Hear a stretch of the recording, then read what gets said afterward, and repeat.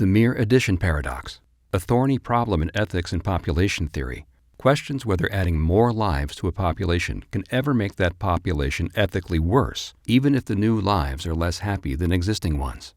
Formulated by philosopher Derek Parfit, it destabilizes intuitive ideas about welfare, equality, and the moral value of existence. At first glance, adding people who have lives worth living seems benign, or even positive. But the paradox reveals how this logic, when extended, leads to conclusions that clash with our deepest moral intuitions. Imagine two populations. Population A, 10 million people, all thriving with high quality of life. Population A+, the same 10 million thriving people, plus an additional 10 million with lower but still positive quality of life.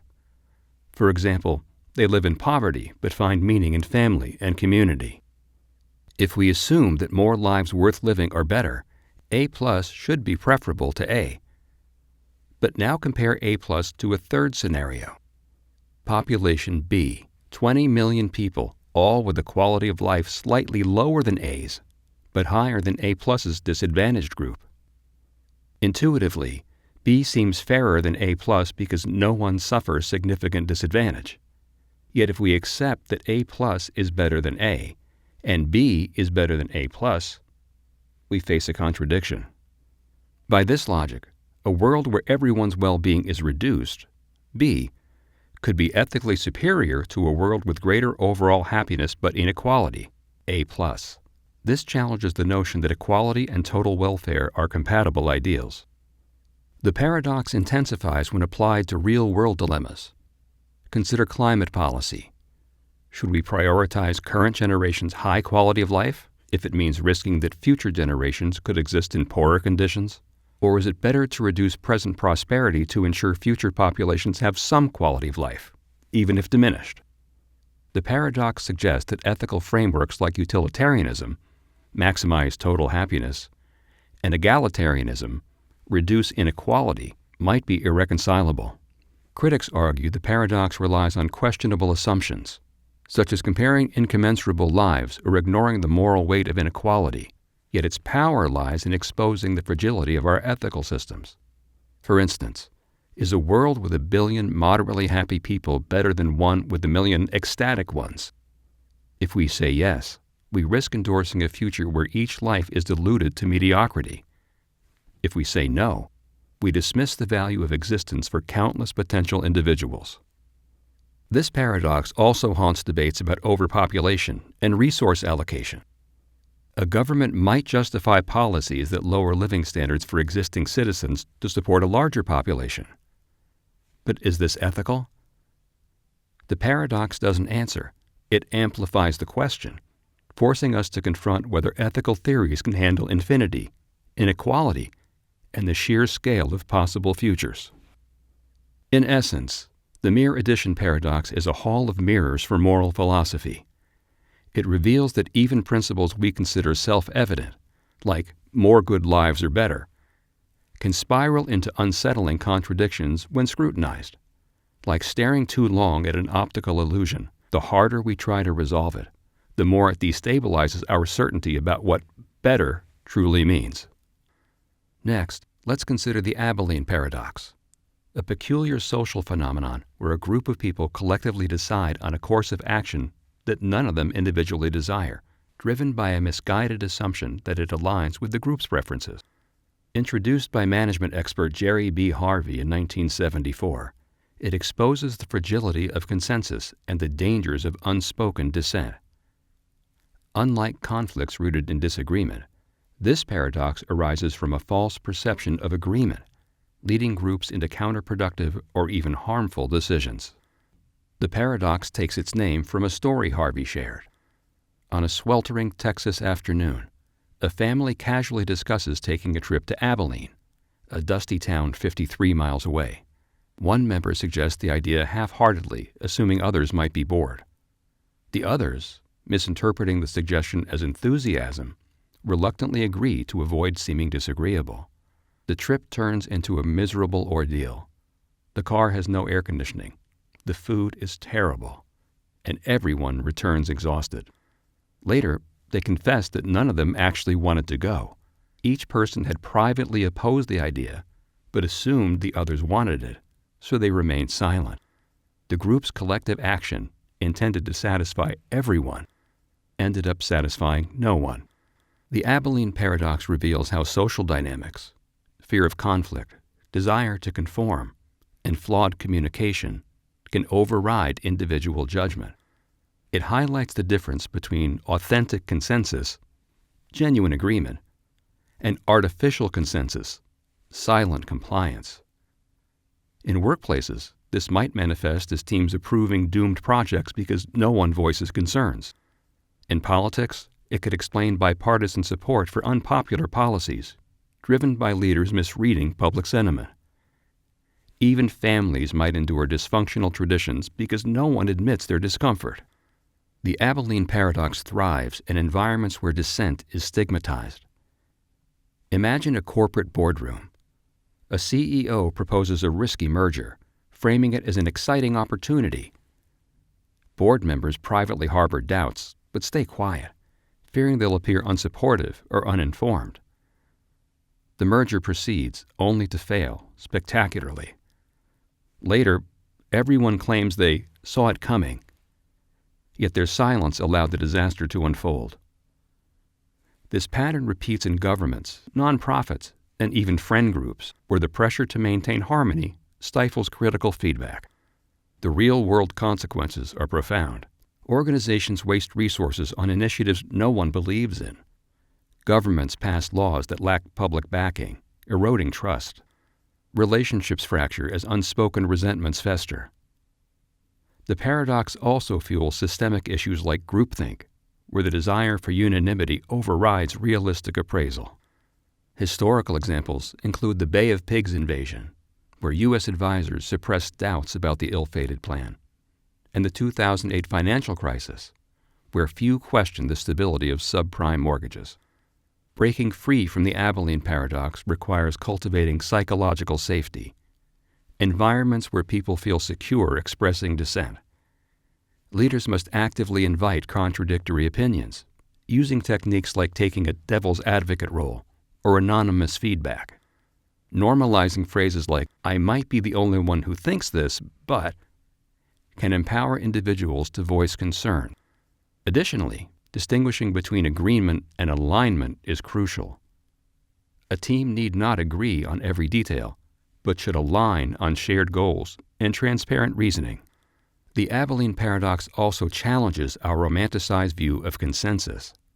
It reminds us that harmony is not always productive.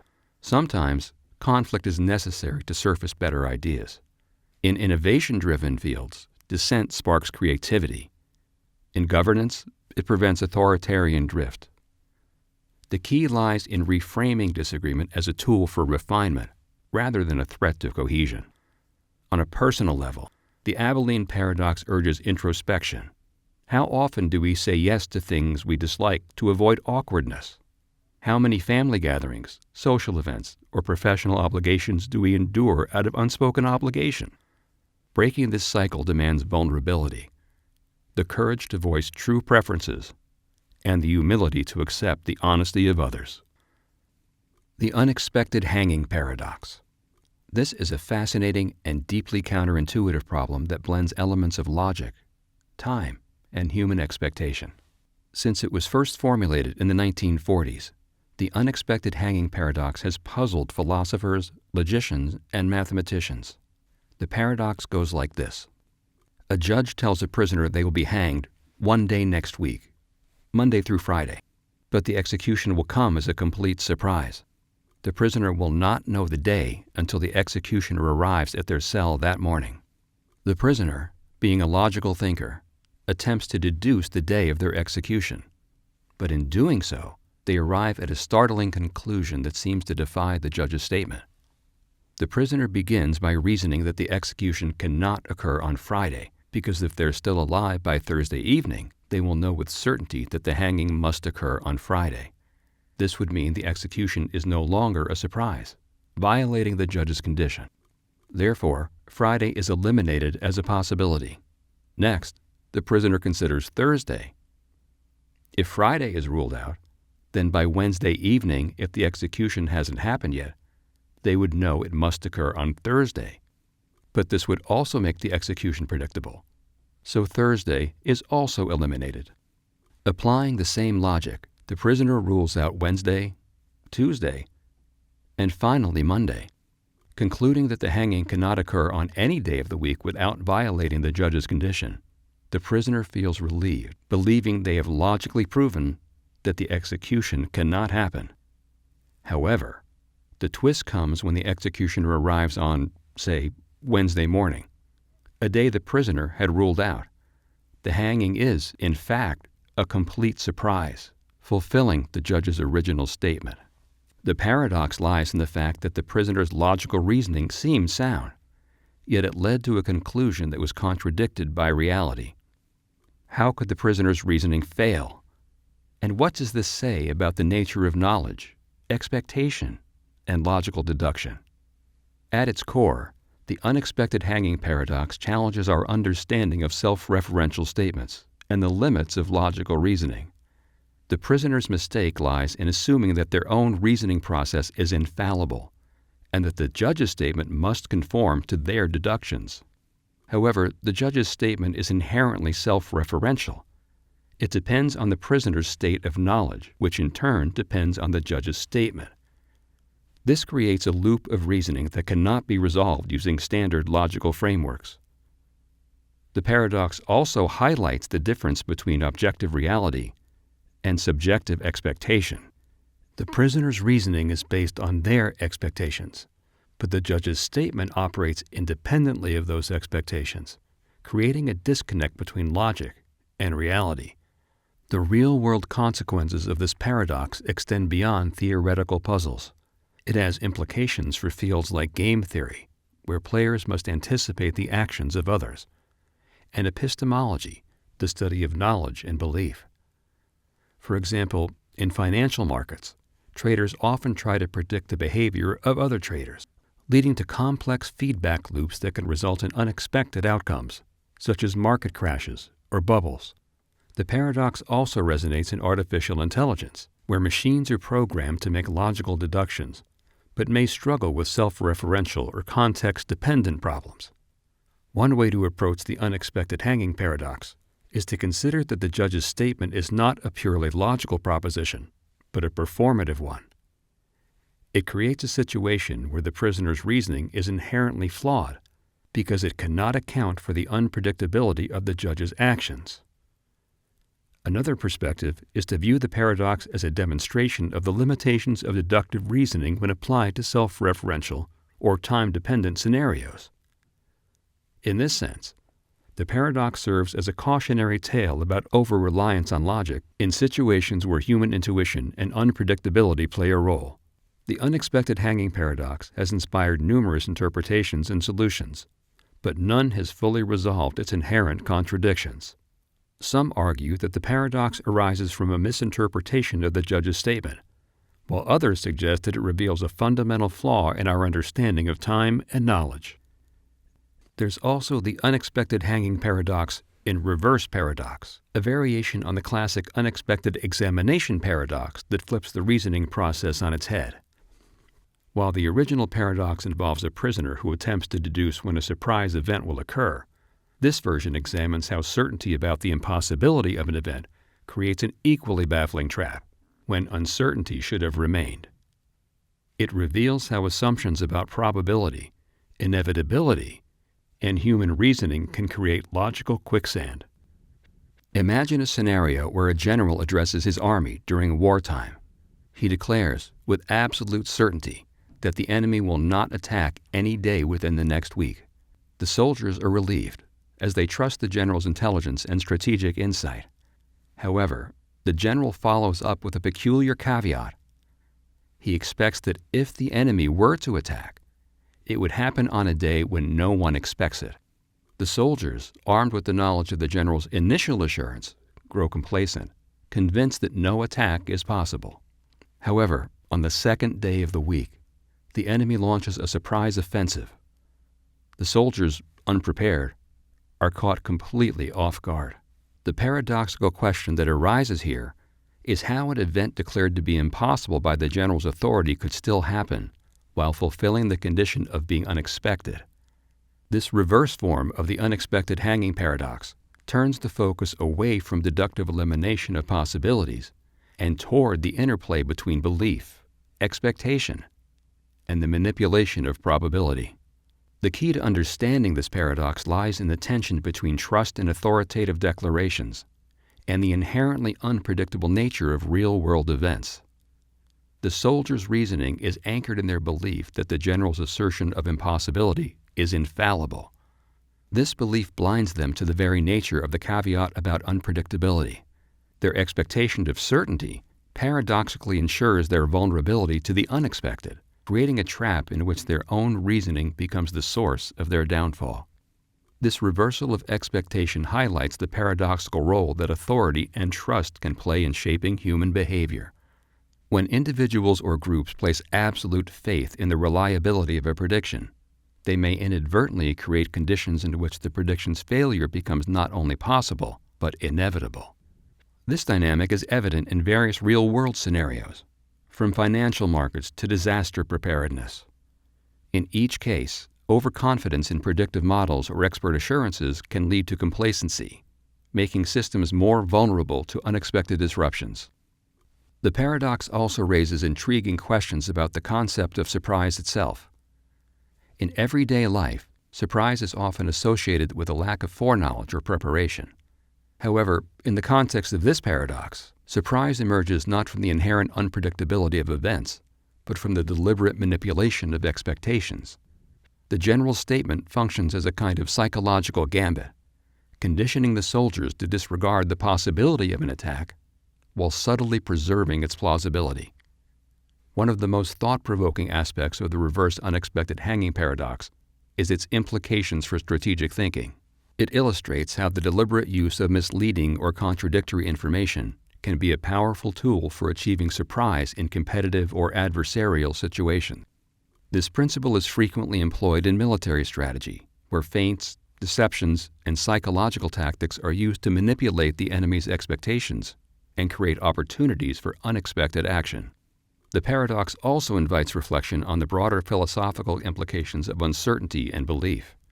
It underscores the limitations of human reasoning when confronted with scenarios that defy conventional logic. In many ways, it serves as a reminder that our understanding of the world is shaped not only by what we know, but also how we interpret and respond to the unknown. This interplay between knowledge and uncertainty is a recurring theme in philosophy, mathematics, and science, where attempts to create comprehensive models of reality often encounter paradoxes that resist resolution. The reversed unexpected hanging paradox also resonates with certain psychological phenomena, particularly those related to cognitive biases and decision-making. The soldier's over-reliance on the general's assurances reflects a form of confirmation bias, where individuals prioritize information that aligns with their existing beliefs, while disregarding evidence that contradicts them. This bias is a common feature of human cognition, influencing everything from personal relationships to public policy. In the realm of probability theory, the paradox challenges our intuitions about the likelihood of events and the nature of random processes. It demonstrates that even when probabilities are explicitly stated, human reasoning can introduce distortions that lead to unexpected outcomes. This insight has practical applications for fields like risk management, where the ability to anticipate and respond to low-probability, high-impact events is critical. Perhaps the most profound effect of the reverse unexpected hanging paradox is its capacity to illuminate the subtle ways in which language and logic interact. The general statement is crafted to exploit the soldier's trust, while simultaneously preserving the possibility of surprise. This interplay between clarity and ambiguity mirrors the complexities of communication in real-world contexts, where the meaning of statements often depends on factors beyond their literal content. Now let's look at Bernadete's Dichotomy Paradox. This is a thought experiment that challenges our understanding of motion, infinity, and the nature of physical barriers. It was formulated by philosopher José Benardete in the 1960s and is less well known than many other paradoxes, but it is no less intriguing. The paradox goes like this. Imagine a person walking toward a destination, say, a wall. However, an infinite series of gods or supernatural beings are stationed along the path, each with the power to stop the person from passing a certain point. The first god will stop the person if they reach the halfway point to the wall. The second god will stop the person if they reach the halfway point between the first god's stopping point and the wall. The third god will stop the person at the halfway point between the second god's stopping point and the wall, and so on, ad infinitum. The question is, can the person ever reach the wall? At first glance, it might seem that the person cannot reach the wall, because there was always another god ready to stop them at the next halfway point. However, this leads to a strange conclusion. If the person cannot reach the wall, it means they never even get past the first god, because the first god's stopping point is itself dependent on the actions of the infinite gods. If the person cannot reach the wall, it means they never even get past the first god, because the first god's stopping point is itself dependent on the actions of the infinite gods beyond it. This creates a situation where the person is effectively immobilized before they take a single step, despite the fact that the gods' interventions are spread out over an infinite series of points. The paradox arises because it seems to suggest that an infinite series of barriers can completely halt motion, even though each individual barrier is only active at a specific point in space. It challenges our intuition about how motion works and how infinite processes interact with finite actions. If the person cannot move forward, does this mean that the infinite series of gods has created an impenetrable barrier? Or is there a flaw in the way we are conceptualizing the problem? One way to approach the paradox is to consider the nature of infinity. In mathematics, an infinite series can sometimes converge to a finite limit. For example, the sum of the series 1/2 plus 1/4 plus 1/8 plus 1/16 converges to 1. In Bernadete's paradox, the stopping points of the gods form a similar series, with each god acting at a point that is halfway closer to the wall. If we think of this wall as the limit of this series, it might seem that the person should eventually reach the wall, despite the infinite number of gods. However, the paradox complicates this by suggesting the gods' interventions create a kind of infinite regress that prevents the person from ever starting their journey. Another perspective is to question the physical plausibility of the scenario. In reality, an infinite series of gods or barriers cannot exist in a finite space, so the paradox might be more of a conceptual challenge than a practical one. However, it still raises important questions about how we think about infinity and its implications for motion and causality. For example, if an infinite series of events can prevent motion, what does this say about the nature of time and space? Can an infinite process ever be completed? Or does it always lead to paradoxes like this one? The real-world implications of Bernadete's Dichotomy paradox are mostly theoretical, but it has influenced discussions in philosophy, mathematics, and physics. It touches on issues like Zeno's paradox, which also deal with motion and infinity, and it has been used to explore the limits of mathematical models in describing physical reality. The paradox also highlights the challenges of applying abstract concepts like infinity to concrete situations, reminding us that our intuitions about the world can sometimes lead us astray. Then there's the paradox of the gods, a lesser-known but deeply intriguing paradox that explores the interplay between infinite power, decision-making, and logical consistency.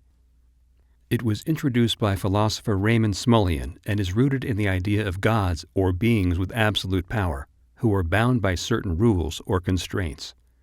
The paradox goes like this. Imagine there are two gods, God A and God B. God A is omniscient, all-knowing, but not omnipotent, all-powerful, while God B is omnipotent, but not omniscient. Both gods are perfectly rational and always act in accordance with their nature. The question is, can these two gods create a stone so heavy that even God B cannot lift it? At first glance, this seems like a variation of the classic omnipotence paradox. Can an all-powerful being create a stone so heavy that it cannot lift it? However, the paradox of the gods adds a layer of complexity by introducing two distinct beings with complementary limitations. God A, being omniscient, knows whether such a stone can be created and whether God B can lift it. God B, being omnipotent, has the power to create or lift anything, but lacks the knowledge to determine whether the task is logically possible. The paradox arises when we try to reconcile the powers and limitations of these two gods. If God A decides that creating such a stone is logically possible, God B should, in theory, be able to create it. But if God B creates the stone, can God B still lift it? If God B cannot lift the stone, it implies a limitation on God B's omnipotence, which contradicts the definition of omnipotence. On the other hand, if God B can lift the stone, then the stone is not truly too heavy to lift, which means the original task has not been accomplished. This creates a loop of logical inconsistency that cannot be easily resolved. The paradox of the gods challenges our understanding of power, knowledge, and logical consistency. It forces us to consider whether absolute power and absolute knowledge can coexist without leading to contradictions. It also raises questions about the nature of omnipotence itself. Can an all-powerful being perform tasks that are logically impossible, such as creating a square circle or a stone too heavy to lift? If not, does this mean that even an omnipotent being is bound by the rules of logic? One way to approach the paradox is to consider that omnipotence and omniscience might not be compatible in the way we traditionally think. If God A knows everything, including the limits of God B's power, then God A's knowledge might inherently restrict God B's actions. Conversely, if God B's power is truly limitless, it might transcend God A's knowledge, creating a situation where the two gods cannot coexist without conflict. This suggests that absolute power and absolute knowledge might be mutually exclusive, at least in the context of this paradox. Another perspective is to question the assumptions underlying the paradox. For example, the paradox assumes that creating a stone too heavy to lift is a meaningful task, but this might not be the case. If the concept of a stone too heavy to lift is inherently contradictory, then the task itself is impossible and the paradox dissolves. However, this raises further questions about the nature of logical possibility and whether an omnipotent being can transcend logical constraints. The real-world implications of the paradox of the gods are mostly philosophical, but it has relevance in discussions about the nature of divinity, the limits of human understanding, and the relationship between power and knowledge. It also has parallels in fields like artificial intelligence, where the interplay between computational power and logical constraints is a central concern. For example, can a superintelligent AI solve problems that are logically impossible? Or is it bound by the same limitations as human reasoning? Now let's consider the paradox of the non-existent Barber. This is a lesser-known but fascinating paradox that plays with the concepts of self-reference and existence. It is a variation of the more famous Barber Paradox, introduced by Bertrand Russell, but with a twist that makes it even more perplexing. The paradox goes like this. In a small town, there is a barber who shaves all and only those men in town who do not shave themselves. The question is, does the barber shave himself? At first glance, this seems like a straightforward question, but it quickly leads to a logical contradiction. If the barber shaves himself, then according to the definition, he should not shave himself. But if he does not shave himself, then he must shave himself, because he shaves all those who do not shave themselves. This creates an unsolvable loop of contradiction, making it impossible to determine whether the barber shaves himself or not. The paradox of the non-existent barber takes this a step further by introducing the idea that the barber might not exist at all. If we accept that the barber cannot logically exist because of the contradiction, then the paradox becomes even more intriguing. It forces us to consider the nature of existence and the limits of logical definitions. Can a definition create an object or a person? Or does the object or person need to exist independently of the definition? The paradox challenges our understanding of self-reference and the nature of definitions. It shows that not all definitions are logically consistent, and that some definitions can lead to contradictions. This has implications for fields like mathematics and logic, where definitions and axioms are the building blocks of theories. If a definition can lead to a paradox, it means that the theory built on that definition might be flawed or incomplete. One way to approach the paradox is to consider that the Barber cannot exist because the definition of the Barber is inherently contradictory. This suggests that some definitions are impossible to satisfy, and that they cannot correspond to any real object or person. In this sense, the paradox serves as a reminder of the importance of logical consistency in definitions, and the need to carefully examine the implications of any definition we create. Another perspective is to view the paradox as a demonstration of the limits of language and logic. The paradox arises because the definition of the Barber is self-referential, meaning it refers back to itself in a way that creates a loop of contradiction. This highlights the challenges of dealing with self-reference in language and logic, and the need for tools and frameworks to handle such cases.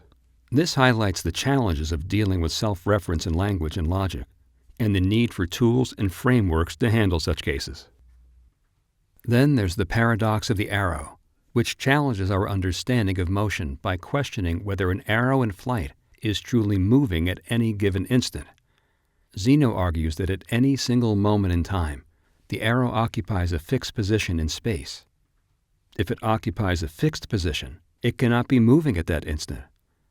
But if the arrow is not moving at any instant, how does it ever move from one place to another? This paradox seems to suggest that motion is an illusion, or at least that our understanding of it is deeply flawed.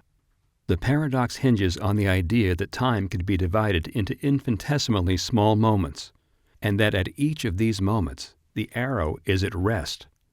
If this is true, then the arrow's motion is nothing more than a series of static positions strung together.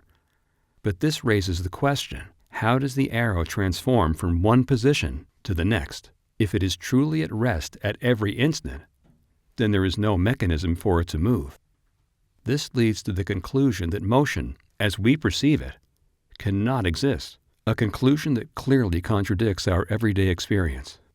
One way to approach this paradox is to consider the nature of time and space. Zeno's argument assumes that time is composed of discrete, indivisible instants, and that motion can only occur between these instants. However, modern physics suggests that time and space are continuous, and that motion is a smooth process rather than a series of jumps. This perspective allows us to reconcile the paradox by recognizing that the arrow's motion is not a series of static positions, but a continuous flow. At any given instant, the arrow is not at rest but in a state of transition, occupying a specific position while also moving through space. Another way to think about the paradox is to consider the concept of velocity. Velocity is a measure of how fast an object is moving, and it is defined as the rate of change of position with respect to time. Even at a single instant, an object can have a velocity, which means it is in motion. This challenges Zeno's assumption that an object must be at rest at any given instant. By introducing the idea of instantaneous velocity, we can resolve the paradox and explain how motion is possible. The paradox of the arrow has important implications for our understanding of motion, time, and space.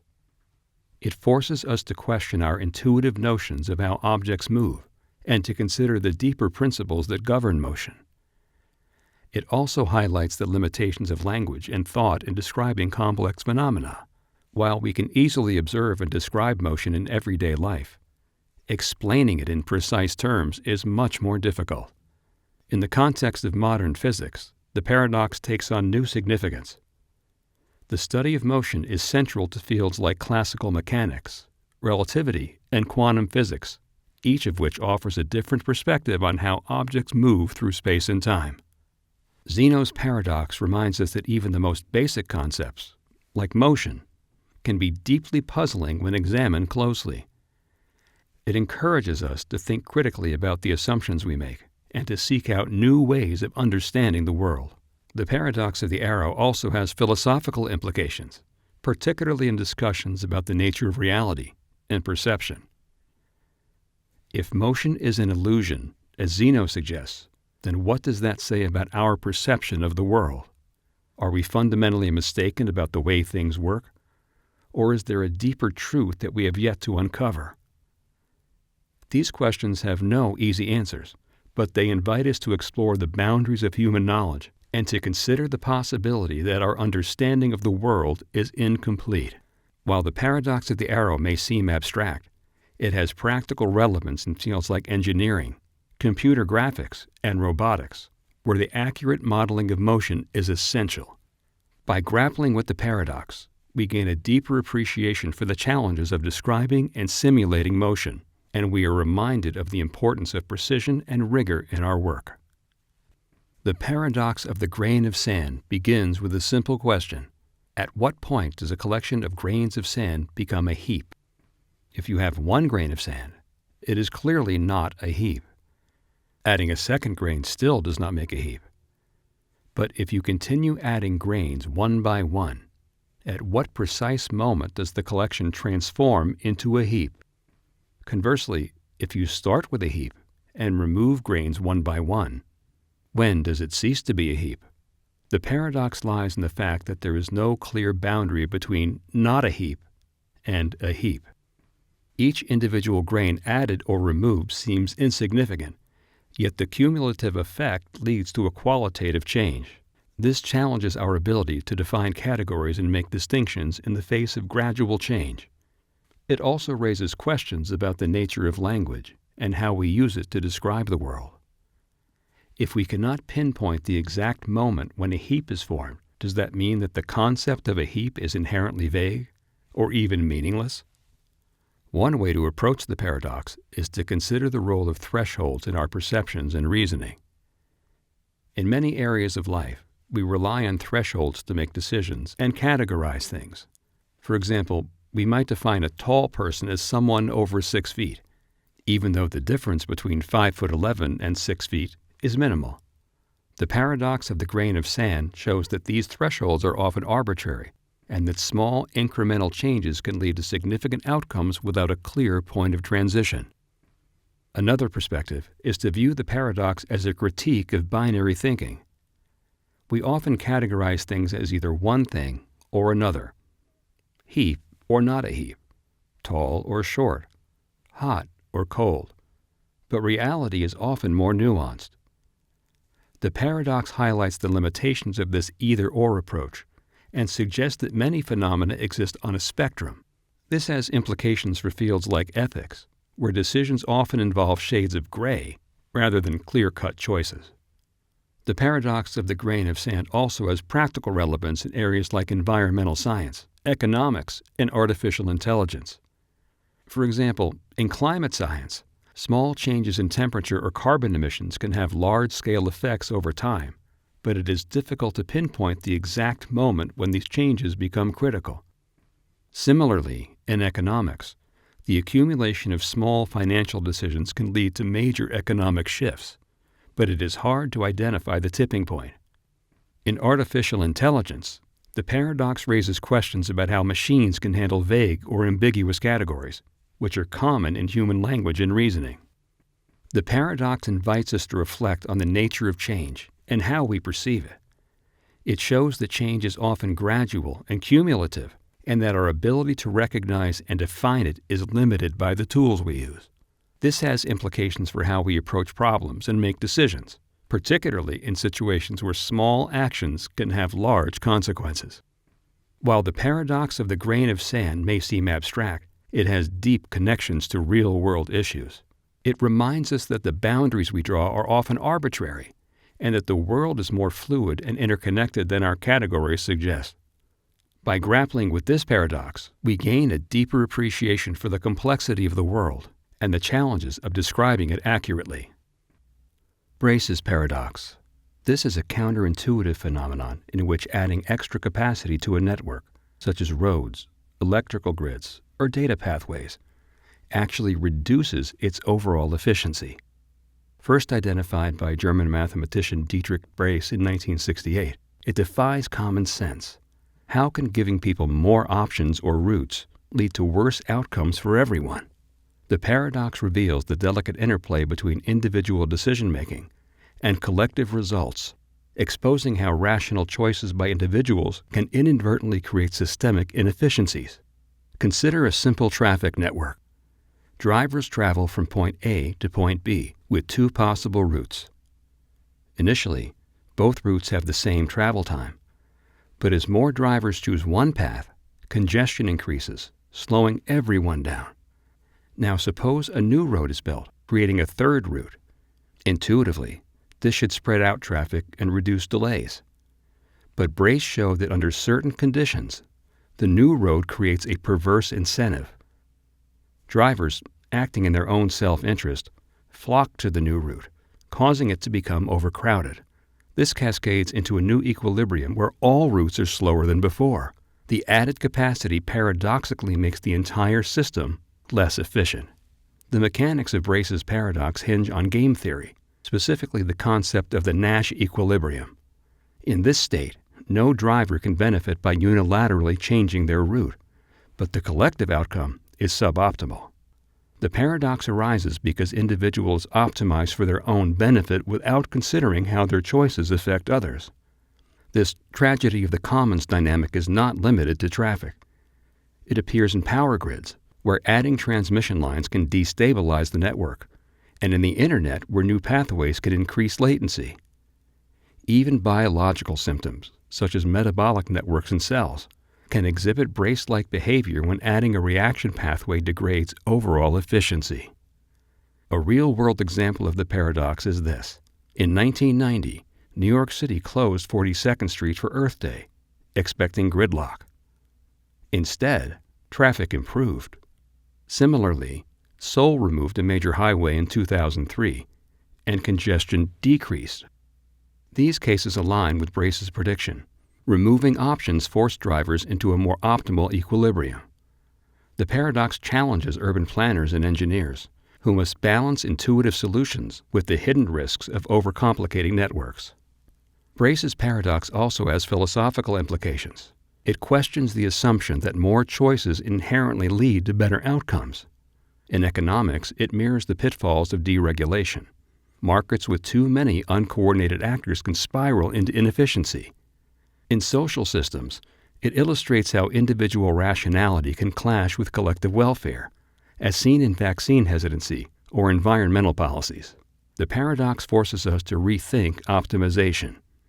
Engineers now use Braess-inspired algorithms to identify and remove paradoxical links in networks. In 2021, researchers applied this to Tokyo's rail system, streamlining routes by strategically closing certain connections. The result? Faster commutes. The paradox of tolerance, articulated by philosopher Karl Popper in 1945, presents a moral quandary that cuts to the heart of democratic ideals. Should a society that values tolerance tolerate intolerance? Popper argued that unchecked tolerance toward ideologies or groups that seek to destroy tolerance itself will ultimately lead to the collapse of the tolerant society. In other words, if a society permits hate groups, authoritarian movements, or extremist ideologies to operate freely, those forces may eventually dismantle the very freedoms that allowed them to exist. This creates a logical impasse. To preserve tolerance, must we become intolerant of intolerance? The paradox forces us to confront the limits of moral principles. Tolerance is often celebrated as a universal virtue, but Popper's argument reveals its fragility. Imagine a society where free speech is absolute. If a faction uses this freedom to spread violent ideologies, recruit followers, and undermine democratic institutions, their success would erase the rights they exploited. This mirrors historical examples, such as the Weimar Republic's tolerance of Nazi rhetoric, which contributed to its own destruction. The paradox asks whether principles like free speech and inclusivity must sometimes be suspended to protect their existence, a dilemma that feels increasingly urgent in an era of misinformation and polarized politics. The tension here lies in balancing idealism with pragmatism. Absolute tolerance assumes all actors share a commitment to mutual respect, but in reality, Bad faith actors exploit openness to advance agendas that reject pluralism. This creates a self-defeating cycle. The more a society tolerates intolerance, the less tolerant it becomes. For instance, allowing hate speech to flourish unchallenged can normalize discrimination, silencing marginalized groups and eroding social cohesion. Yet, cracking down on intolerance risks authoritarian overreach, where governments or institutions define intolerance in ways that suppress dissent or minority views. Modern debates about regulating social media, deplatforming extremists, or banning hate speech often hinge on Popper's argument. Critics of censorship warn of slippery slopes, while advocates stress the necessity of boundaries to prevent harm. In 2017, the violent Unite the Right rally in Charlottesville, Virginia, USA, reignited this debate. Should white supremacists be allowed to rally in public spaces? Those who opposed permitting the rally argue that tolerating such groups enables violence and intimidation. Those who defended their right to assemble framed it as a defense of free speech, even for odious views. The paradox also challenges ethical frameworks. Utilitarians might prioritize societal stability over individual freedoms, while deontologists could argue that principles like free speech must remain inviolable, regardless of consequences. Popper himself proposed a pragmatic middle ground. Tolerate all, except those who explicitly reject tolerance, using legal and social mechanisms to suppress movements that threaten democratic foundations. This approach, however, requires constant vigilance and clear criteria for defining intolerance, a task rife with subjectivity and potential abuse. Beyond politics, the paradox of tolerance resonates in interpersonal relationships and cultural norms. For example, should a community tolerate religious practices that oppress women or LGBTQ+ individuals? If so, it risks perpetuating harm. If not, it risks cultural imperialism. The paradox exposes how moral systems are not always internally consistent. They can demand exceptions to their own rules to survive. And then there's Parrondo's paradox, a mind-bending phenomenon where two losing strategies, when combined or alternated, paradoxically produce a winning outcome. Named after Spanish physicist Juan Parrondo, who formulated it in 1996, this paradox challenges our intuition about probability, game theory, and even evolutionary biology. It reveals how counterproductive actions can synergize in unexpected ways, turning failure into success. Imagine two casino games, both rigged to ensure long-term losses. Game A is straightforward. You bet on a biased coin toss that lands heads 49% of the time and tails 51%. If you play repeatedly, you'll slowly lose money. Game B is more complex. Your wager depends on your current capital. If your money is a multiple of 3, you play a different biased coin with only a 9% chance of winning. If not, you play a coin with a 74% chance of winning. Individually, both games are designed to drain your funds. But if you alternate between them, playing Game A when you're losing at Game B, and vice versa, your capital begins to grow. The interplay between the two losing systems creates an emergent winning strategy. The paradox operates through a mechanism called negative covariance. The losses in one game are offset by gains in the other, creating a stabilizing effect. This mirrors real-world systems where volatility in one domain can be balanced by stability elsewhere. For example, in biology, species facing two hostile environments might alternate survival strategies to thrive. In finance, diversifying between two risky assets can sometimes reduce overall risk. Parrondo's paradox shows how coupling flawed systems can exploit their weaknesses to generate resilience. One striking application is in evolutionary dynamics. Consider two populations of bacteria. One evolves resistance to antibiotic A, but becomes vulnerable to antibiotic B, and vice versa. Individually, each antibiotic wipes out its target, but alternating the drugs creates a Parrondo-like effect. Resistance to one antibiotic inadvertently makes the population susceptible to the other, leading to collective survival. This has implications for designing antibiotic rotation policies to combat resistance. The paradox also challenges assumptions in economics and social symptoms. For instance, a company might have two failing product lines. By strategically alternating investment or marketing between them, the company could stabilize cash flow or even turn a profit. Similarly, in politics, alternating between contradictory policies, for example austerity and stimulus, might, under specific conditions, stabilize an economy better than sticking to one approach. Critics argue that Parrondo's paradox relies on precise mathematical conditions and may not always translate clearly to real-world scenarios, yet its conceptual power lies in reframing failure. Losing strategies aren't always dead ends. They can be tools in a larger winning toolkit. This has inspired innovations in robotics, where algorithms switch between inefficient behaviors to navigate complex environments, and in climate science, where alternating mitigation strategies might offset compounding risks. The next paradox, the paradox of hedonism, reveals a startling contradiction in the pursuit of happiness. The more directly one seeks pleasure, the more likely it is to elude them. Coined by philosopher Henry Sidgwick in the 19th century, it suggests that happiness often emerges as a byproduct of pursuing other goals, art, relationships, purpose, rather than being an attainable end in itself. Those who fixate on maximizing their own pleasure frequently find themselves trapped in dissatisfaction, while those who lose themselves in meaningful activities stumble upon fulfillment unintentionally. Consider someone who dedicates their life to chasing luxury, sensory indulgence, or constant entertainment. Initially, these pursuits might deliver fleeting joy, but over time the effort to sustain pleasure becomes exhausting. The act of self-consciously monitoring one's happiness, am I enjoying this enough, introduces anxiety that undermines the very joy being sought. Conversely, an artist absorbed in painting, a volunteer immersed in helping others, or a scientist engrossed in discovery, often experiences profound satisfaction without actively pursuing it. The paradox lies in this inversion. Happiness resists being hunted, but thrives when ignored.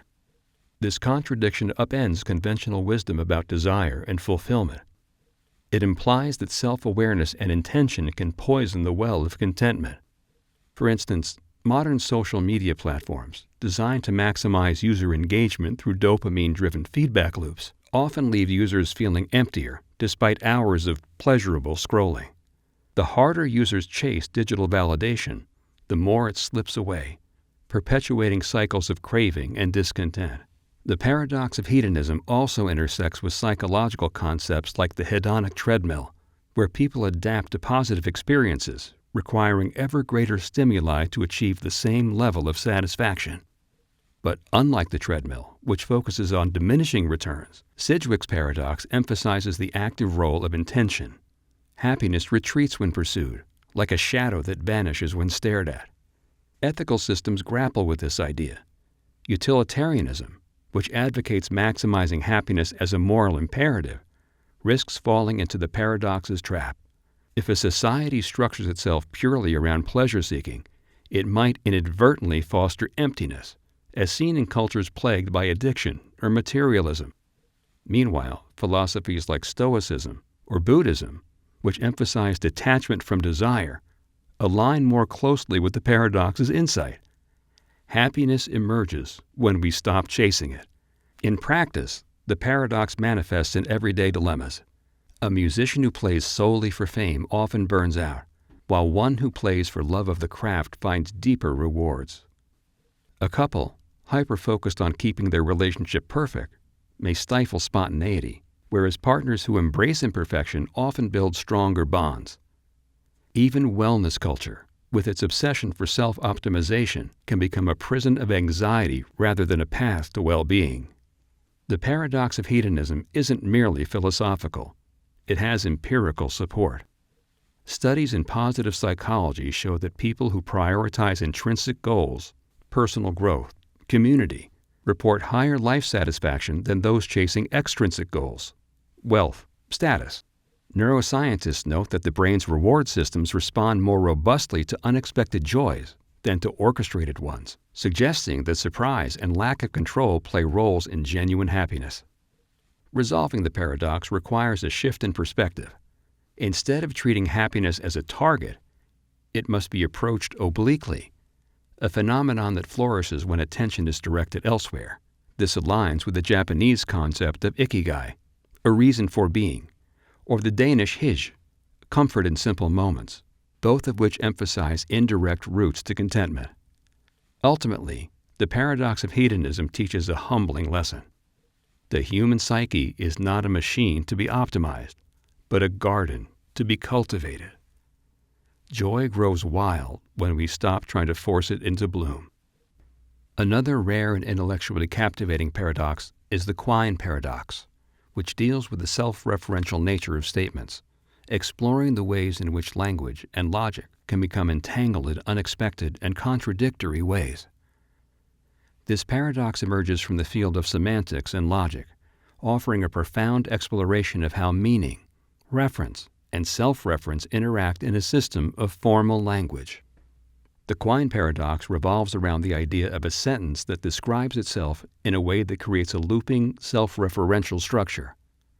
Specifically, it involves a sentence that asserts something about itself in a manner that seems coherent on the surface, but becomes logically problematic when examined closely.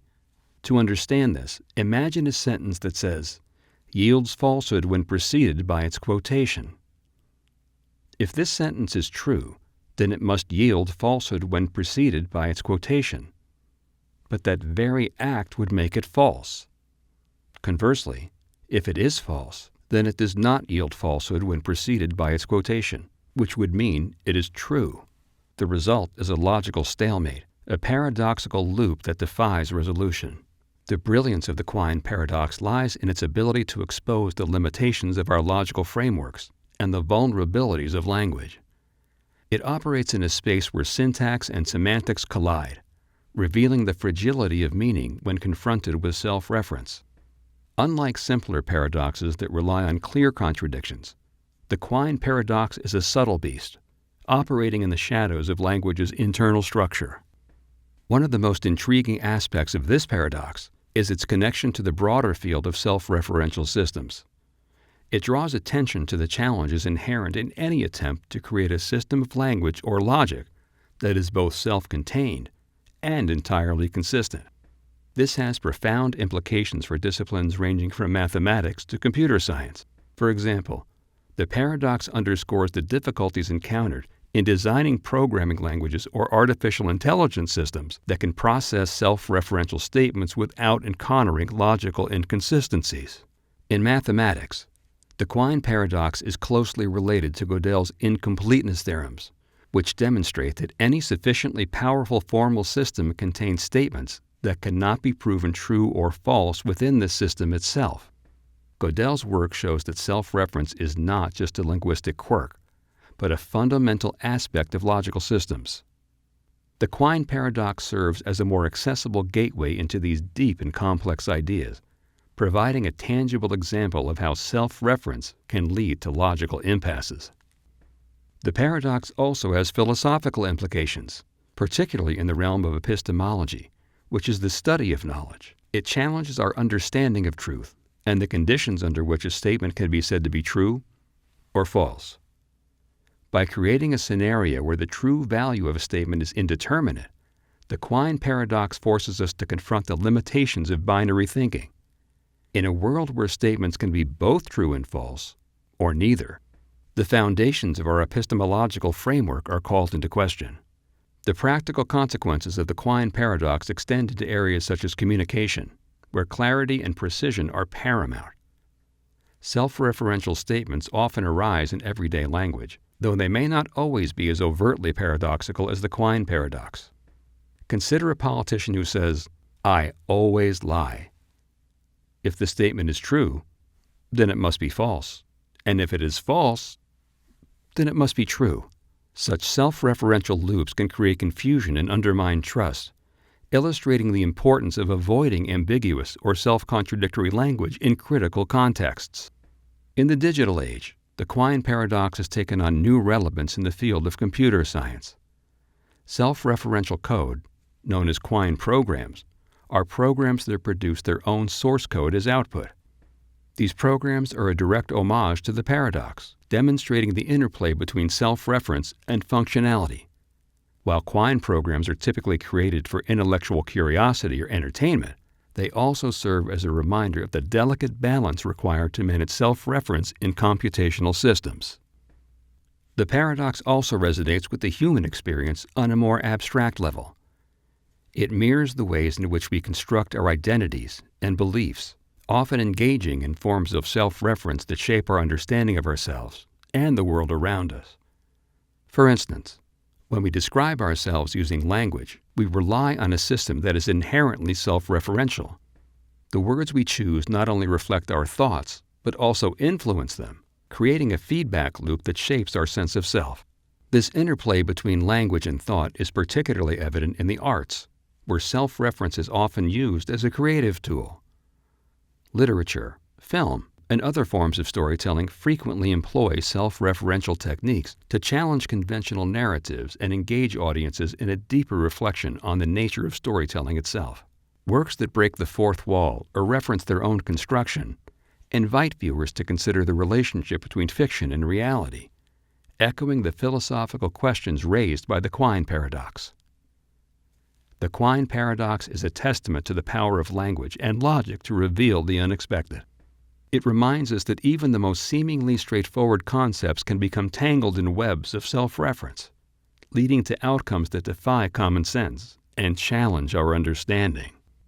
Unlike traditional paradoxes that might focus solely on self-reference or contradictions, Newcomb's paradox introduces a predictive element that tangles human reasoning in a web of determinism and choice. Imagine you are presented with two boxes, Box A, which is transparent and contains $1,000, and Box B, which is opaque and contains either $1 million or nothing. You're given a choice.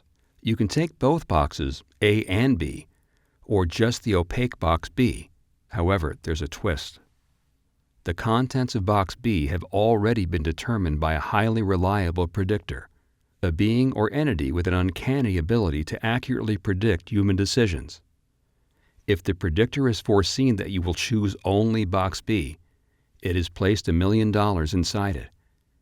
If it's predicted that you will take both boxes, it has left Box B empty. At first glance, the optimal strategy might seem obvious. Take both boxes, ensuring that you at least walk away with $1,000. But this reasoning is immediately undermined by the predictor's accuracy.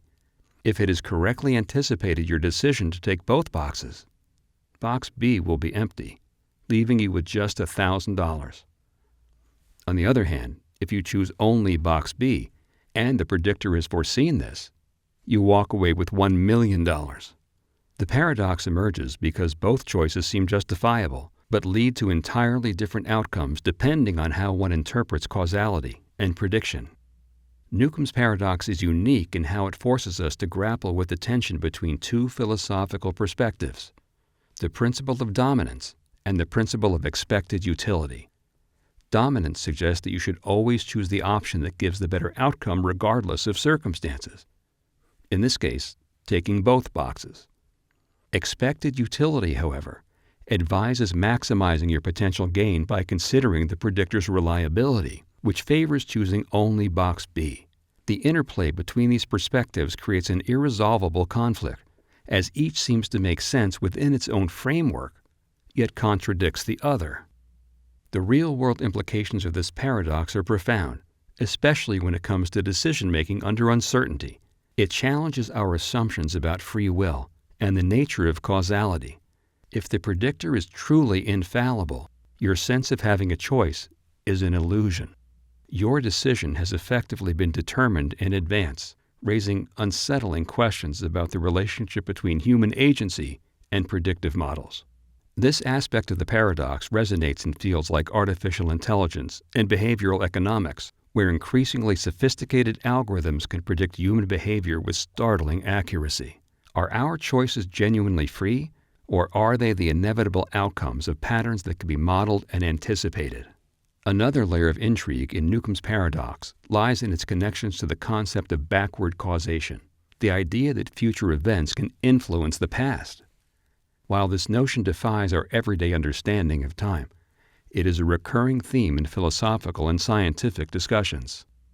The predictor's ability to accurately forecast your decision seems to imply a kind of causal loop, where your future choice determines its past action.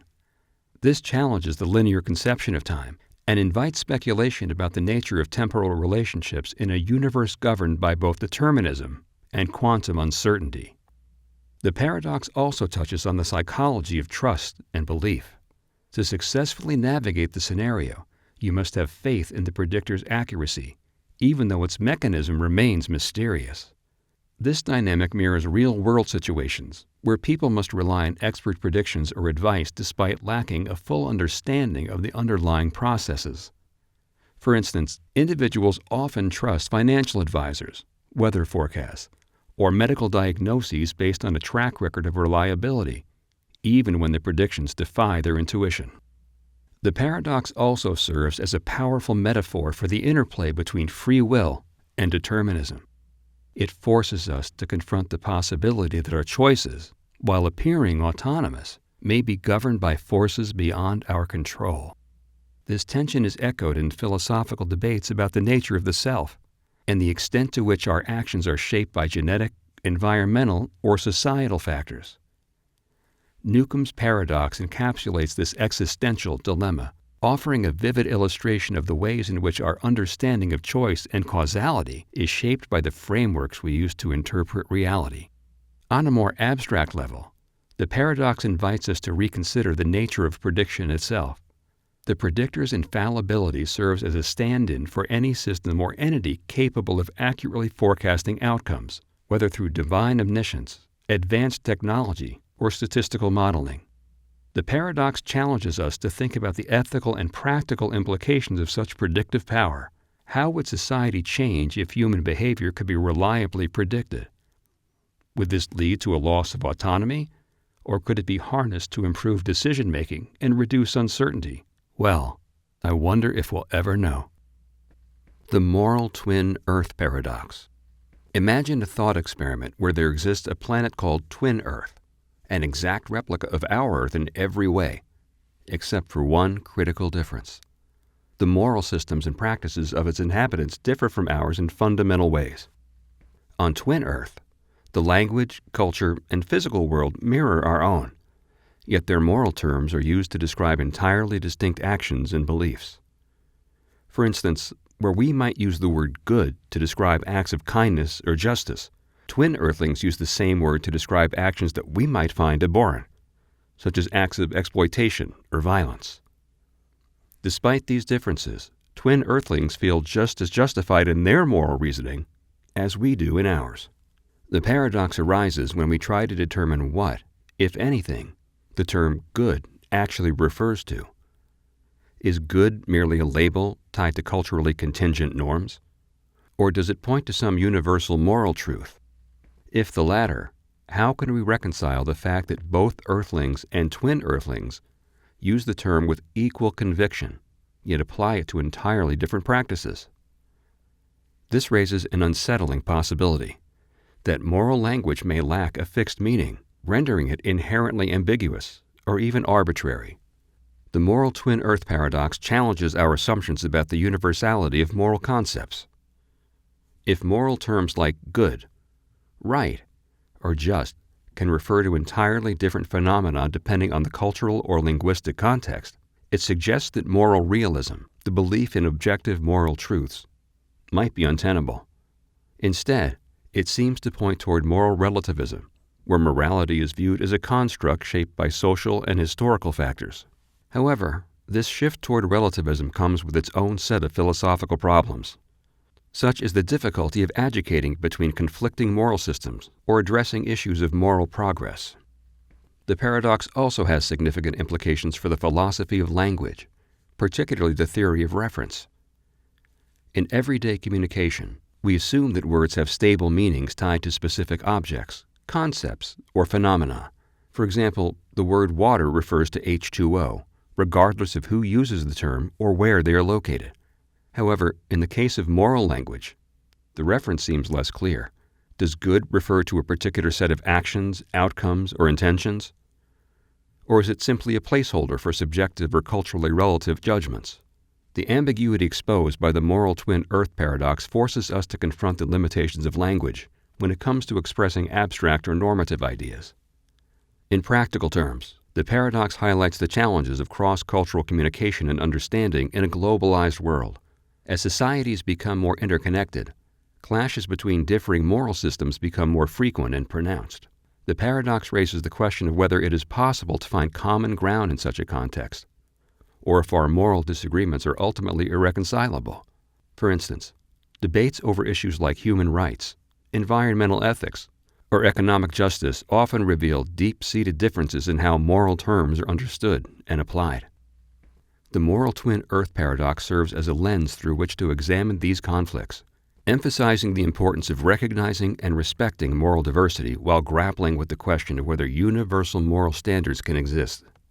The paradox also resonates with contemporary debates in metaethics, the branch of philosophy that explores the nature and status of moral judgments. One of the central questions in metaethics is whether moral claims can be true or false in the same way that empirical claims can.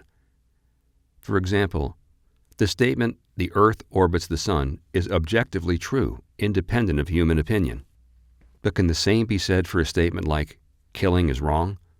The moral twin earth paradox complicates this question by suggesting that the truth of moral claims may depend on the linguistic and cultural framework within which they are made. In the context of moral realism, the paradox poses a significant challenge to the idea that moral truth exists independently of human beliefs or practices. If moral terms can refer to entirely different phenomena depending on the context, it becomes difficult to defend the notion that there is a single objective moral reality to which these terms correspond. Instead, the paradox seems to support a constructivist or relativist view, where moral truths are contingent on human agreements or conventions. This has implications for moral philosophy as a whole, potentially undermining efforts to establish a unified or universally applicable moral theory. The paradox also raises important questions about moral motivation and the role of emotions in ethical reasoning. On Twin Earth, the inhabitants might feel just as strongly about their moral beliefs as we do about ours, even though their practices are entirely alien to us. This suggests that moral judgments may be driven as much by emotional or psychological factors as by rational deliberation. If this is the case, it calls into question the extent to which moral disagreements can be resolved through reason alone, emphasizing the need for empathy, dialogue, and mutual understanding in addressing ethical conflicts. The problem of induction is another profound paradox to explore. This questions the very foundation of human reasoning and our ability to derive general principles from observed patterns. While often overshadowed by more popular paradoxes, its implications stretch into philosophy, science, and everyday life, challenging how we construct knowledge and trust in the predictability of the universe. The problem of induction arises from the question, how could we justify the belief that the future will resemble the past? It was famously articulated by the Scottish philosopher David Hume, who pointed out that our reliance on induction, the process of drawing general conclusions from specific observations, is fundamentally unsupported by reason. For example, we observe that the sun has risen every day in the past, so we conclude it will rise tomorrow. But what justifies this expectation?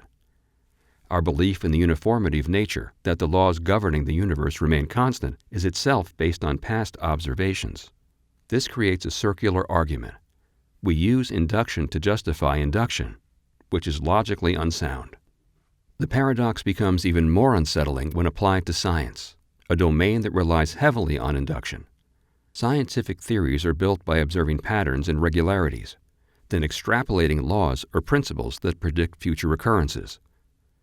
Gravity, for instance, is a theory derived from countless observations of falling objects.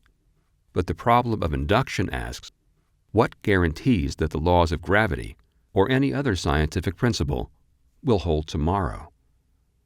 There is no logical necessity for the universe to behave consistently over time. This undermines the certainty of scientific knowledge, reducing it to a matter of probability rather than absolute truth. In practical terms, the problem of induction highlights the fragility of human reasoning. Consider an everyday scenario.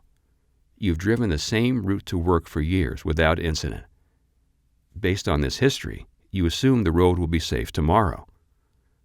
However, this assumption is based entirely on past experiences and offers no logical guarantee that an unexpected event, a fallen tree, an accident, or a sudden natural disaster, won't disrupt your journey. While inductive reasoning often works, the paradox reveals its inherent limitations, reminding us that certainty is an illusion. This paradox has profound implications for epistemology, the study of knowledge. It forces us to confront the possibility that much of what we know is based on assumptions that could, at any moment, prove false. If induction cannot be rationally justified, then our confidence in empirical knowledge derived from observation, is fundamentally misplaced. This realization casts a shadow over the scientific method and any attempt to claim objective truth based on experience. Interestingly, the problem of induction also intersects with probability and statistics, fields that attempt to quantify uncertainty. While these disciplines provide tools for making predictions, they cannot escape the paradox's core issue, the assumption that past patterns will persist into the future. For instance, in financial markets, traders use historical data to predict future trends. However, unexpected events like economic crashes or geopolitical upheavals often defy these predictions, exposing the limits of inductive reasoning. This is why Nassim Nicholas Taleb's concept of black swan events, unpredictable occurrences with massive consequences, gains relevance as a practical reflection of this paradox. In the realm of artificial intelligence and machine learning, the problem of induction is particularly relevant. These systems rely on vast data sets to identify patterns and make predictions. Yet, their effectiveness depends on the assumption that the future will mirror the past, a reliance that can lead to catastrophic failures when confronted with novel or unpredictable situations. For example, an AI trained to recognize objects and images might fail to identify an object it has never seen before, illustrating the limitations of inductive learning. The paradox also resonates with existential and philosophical questions about human life and the universe. If induction cannot be justified, what does this say about our ability to understand reality? It suggests that human cognition is fundamentally limited, bound by assumptions that may not align with the true nature of existence. This realization can be both humbling and disorienting, forcing us to question the foundations of our beliefs and the reliability of perceptions. One particularly striking application of the problem of induction is in the famous Raven Paradox, which highlights the counterintuitive nature of inductive reasoning. If all ravens are black, then observing a black raven confirms this hypothesis. However, the statement "all ravens are black" is logically equivalent to "all non-black things are not ravens." This means that observing a red apple, a white car, or a green leaf also supports the hypothesis, since none of these things are ravens. The paradox reveals the peculiar ways in which inductive reasoning can lead to seemingly absurd conclusions, further undermining its reliability. Despite its unsettling implications, the problem of induction is not entirely paralyzing. Philosophers and scientists have proposed various responses to mitigate its effects. One approach is pragmatism, which argues that while induction could not be logically justified, it remains the most practical and effective method for navigating the world.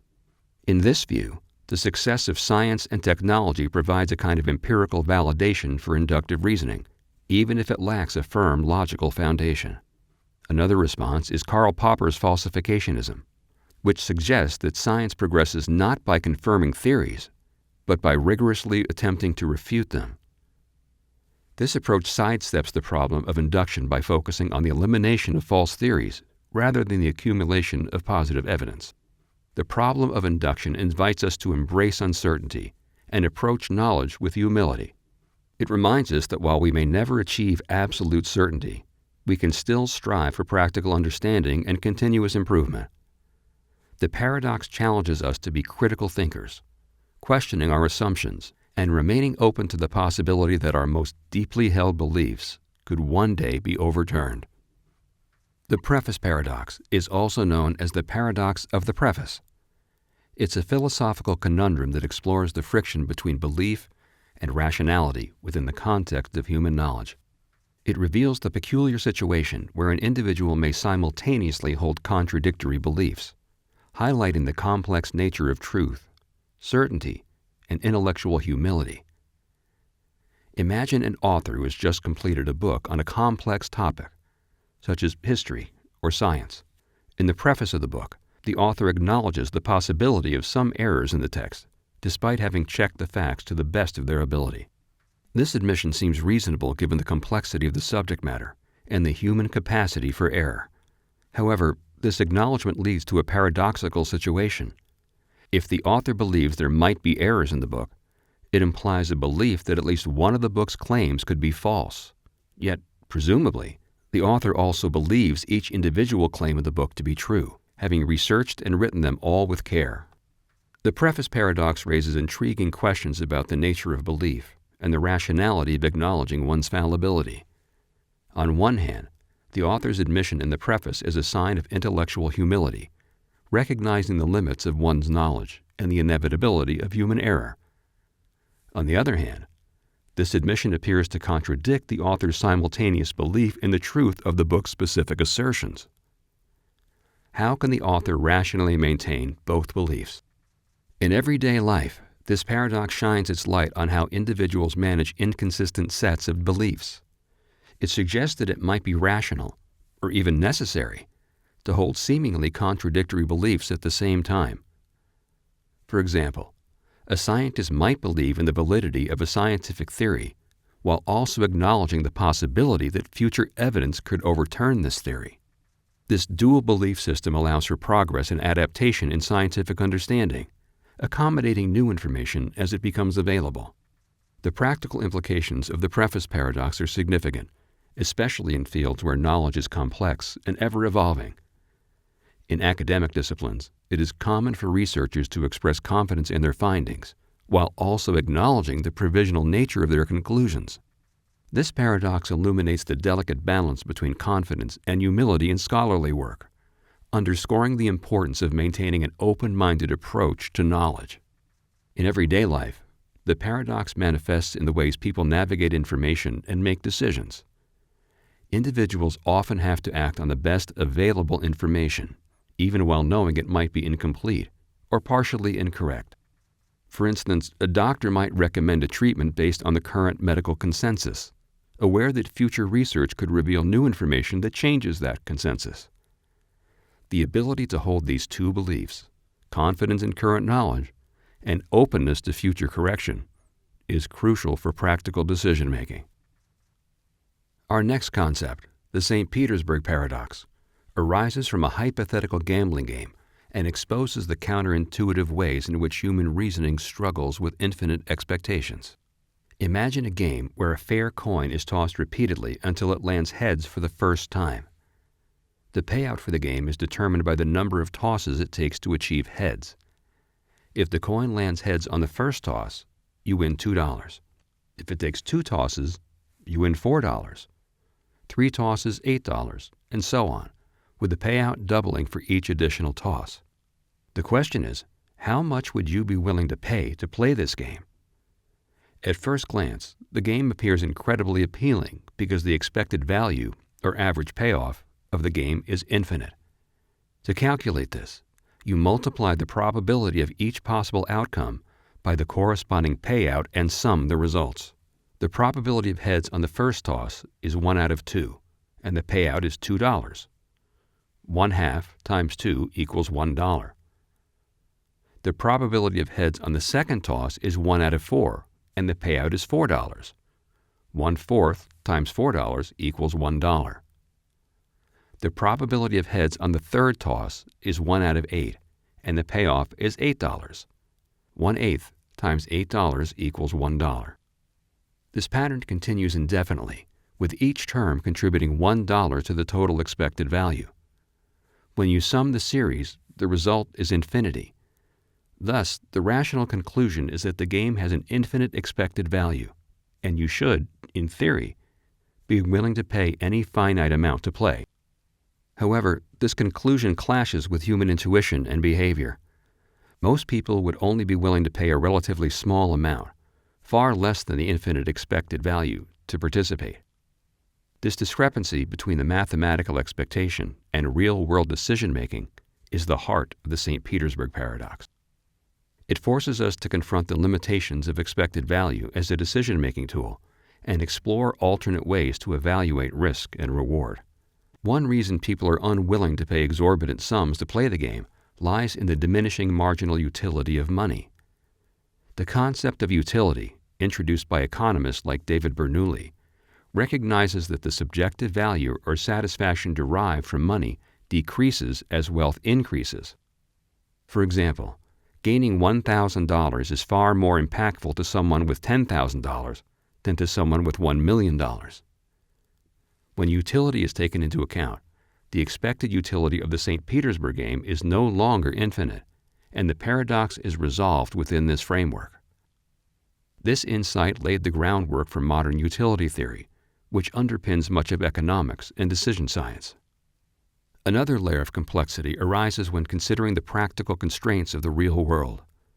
The infinite payouts promised by the game are purely theoretical and impossible to achieve in practice. No casino, individual, or institution could guarantee such payouts due to finite resources. Furthermore, the probability of achieving extraordinarily large payouts diminishes so rapidly that it becomes almost negligible. For instance, the chance of requiring 30 tosses to reach heads is 1 in 1,073,741,824, a minuscule likelihood that makes the higher payouts feel practically irrelevant. The paradox also raises questions about our psychological perception of risk and reward.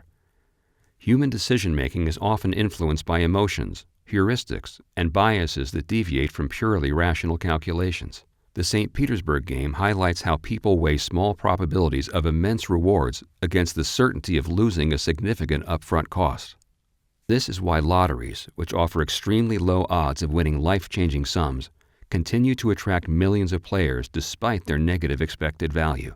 Philosophically, the St. Petersburg Paradox challenges our understanding of infinity and how it interacts with real-world concepts.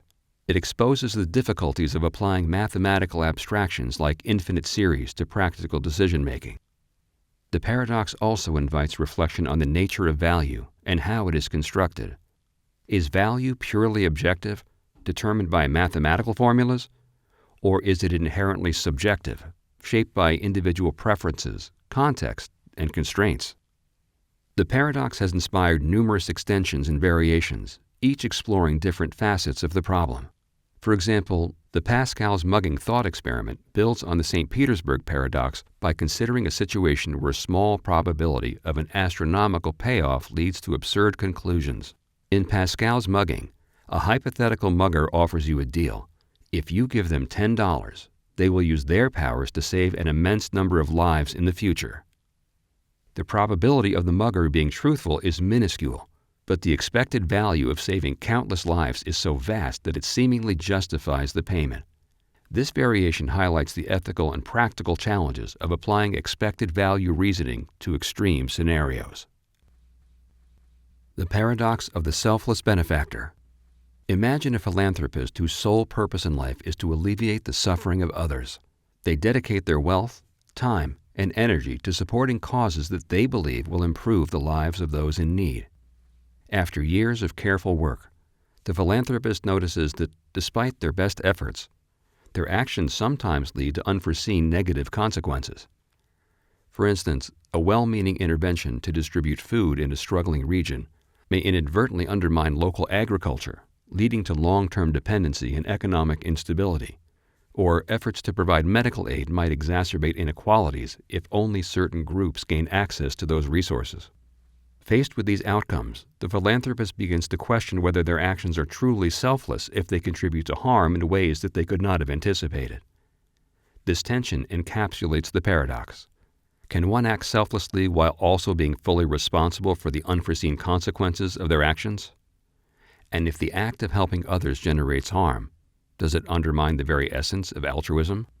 The paradox becomes more intricate when we consider how intent and outcome are evaluated in moral reasoning. Philosophically, altruism is often defined by the intention to prioritize the well-being of others above one's own interests. However, in real-world scenarios, the consequences of altruistic actions can be far-reaching and unpredictable, making it difficult to separate the morality of an act from its results. The paradox of the selfless benefactor forces us to confront the possibility that well-meaning intentions, no matter how pure, might not guarantee morally good outcomes. This paradox has significant implications for ethical theories, particularly utilitarianism, which seeks to maximize overall happiness or well-being. The selfless benefactor embodies the utilitarian ideal of striving to improve the collective good. However, the paradox exposes the limitations of this framework by highlighting the challenges of accurately predicting the long-term effects of actions. For example, policies or interventions that seem beneficial in the short term may have unintended consequences that diminish overall well-being in the future. This creates a moral dilemma. Should one refrain from acting if there is even a small chance of causing harm, or is the pursuit of altruistic goals worth the risk? The paradox also intersects with the concept of moral luck, which refers to the idea that the moral judgment of an action can depend on factors beyond the agent's control. The selfless benefactor might face praise or blame based on outcomes they could not have foreseen, raising questions about the fairness of holding individuals morally accountable for unintended consequences. This aspect of the paradox highlights the complexities of ethical judgment in a world where actions often have ripple effects that extend far beyond the actor's intentions. In a broader sense, the paradox invites reflection on the nature of altruism itself. It challenges the romanticized view of selflessness as an unambiguous good, revealing its potential pitfalls and contradictions. True selflessness, as exemplified by the benefactor, requires a willingness to prioritize others' well-being even at great personal cost. But when selfless acts lead to harm, the moral clarity of altruism becomes muddled.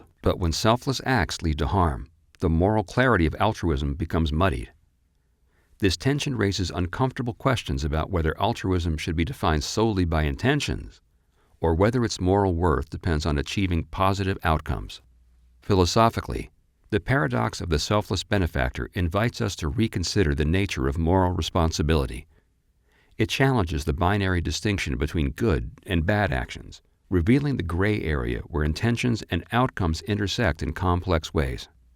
It also emphasizes the importance of humility in ethical reasoning, recognizing that even the most well-intentioned actions can have unintended consequences that defy prediction or control.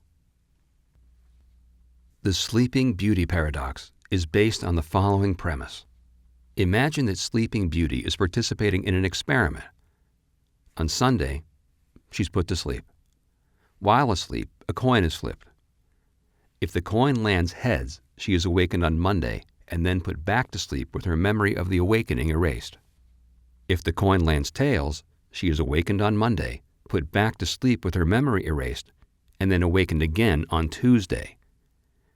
In both cases, the experiment ends on Tuesday. Upon awakening, Sleeping Beauty does not know what day it is or whether the coin landed heads or tails. When she wakes up, she is asked, "What is the probability that the coin landed heads?" At first glance, the question seems straightforward. After all, the coin is fair, so the probability of heads should be 1/2. So the probability of heads should be 1 out of 2. However, further examination reveals layers of complexity that divide philosophers and statisticians. The paradox arises from the fact that Sleeping Beauty's memory eraser prevents her from distinguishing whether she is experiencing her first or second awakening. This introduces an ambiguity about her position with the experiment, making the probability difficult to resolve. There are two major schools of thought regarding the answer to the probability question, the halfer position and the thirder position. Halfers argue that the probability remains 1/2 because the coin flip is a fair, independent event. Thirders, however, contend that the probability of heads should be 1 out of 3 because, when considering all possible awakenings, there are 3 likely scenarios, waking up on Monday with heads. waking up on Monday with tails, and waking up on Tuesday with tails. Since only one of these scenarios corresponds to heads, the probability is 1 out of 3. This divide reveals the paradoxical nature of the problem. Both arguments appear logical within their respective frameworks, yet they lead to contradictory conclusions. The paradox forces us to grapple with fundamental questions about probability and how it should be interpreted in situations where the observer's perspective is limited or altered. The paradox also resonates with real-world scenarios involving uncertainty and incomplete information. For example, consider a jury tasked with determining the likelihood of a defendant's guilt based on limited evidence. The Sleeping Beauty paradox illustrates how the way evidence is framed or presented can influence perceptions of probability, even when the underlying facts remain unchanged. This has significant implications for decision-making in contexts ranging from legal judgments to public policy. In physics and cosmology, the paradox has been linked to debates about the nature of time and the role of observation in shaping reality. Some interpretations of quantum mechanics suggest that the act of observation plays a fundamental role in determining the state of a system.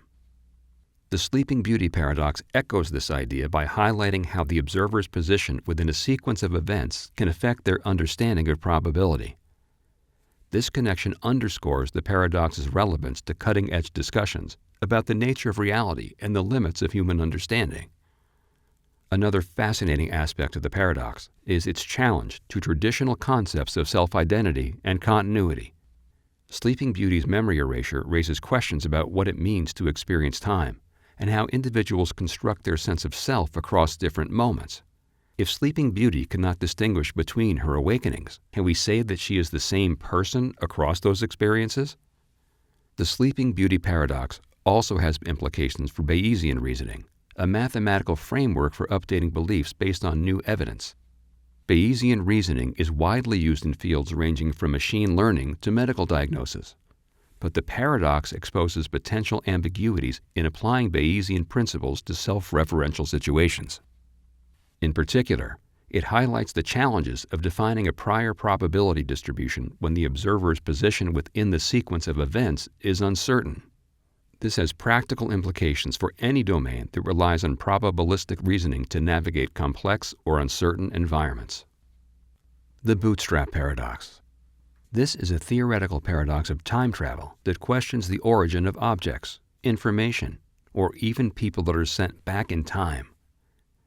Unlike other paradoxes that deal with the consequences of altering the past, the Bootstrap Paradox focuses on the idea that certain events or objects might have no clear origin at all. This paradox is named after the phrase, pulling oneself up by one's bootstraps, which metaphorically describes an impossible task. In the context of time travel, it suggests that something can exist without ever having been created. Imagine a scenario where a time traveler goes back in time and gives a famous composer, say Beethoven, a complete set of his own symphonies.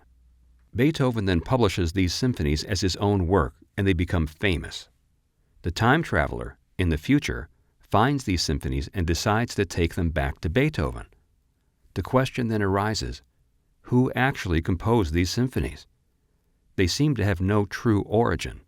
They just exist in a loop, being passed from the future to the past and back again. This paradox challenges our understanding of causality, the relationship between cause and effect. In the normal flow of time, cause precedes effect. However, in the Bootstrap Paradox, the effect, the symphonies, precedes the cause, Beethoven receiving them, creating a loop where the cause and effect are interdependent and seemingly without a beginning. While the Bootstrap Paradox is a theoretical construct, it has significant implications for our understanding of time, causality, and the nature of reality. If such a paradox were possible, it would suggest that our universe could contain elements that have no origin, challenging the fundamental principles of science and philosophy. In practical terms, the Bootstrap Paradox could have profound effects on our perception of history and creativity. If information or objects could exist without a clear origin, it would blur the lines between creation and discovery. For instance, if a scientist were to receive a future invention and then publish it as their own, the invention would have no true inventor, only a continuous loop of transmission. The Bootstrap Paradox is often discussed in the context of deterministic universes, where every event is predetermined and the future is as fixed as the past. In such a universe, the paradox suggests that certain events or objects are part of an unbreakable loop with no beginning and no end. This paradox also raises questions about free will and determinism. If events can loop back on themselves without a clear origin, it implies that our actions might be part of a predetermined sequence, challenging the notion of free will.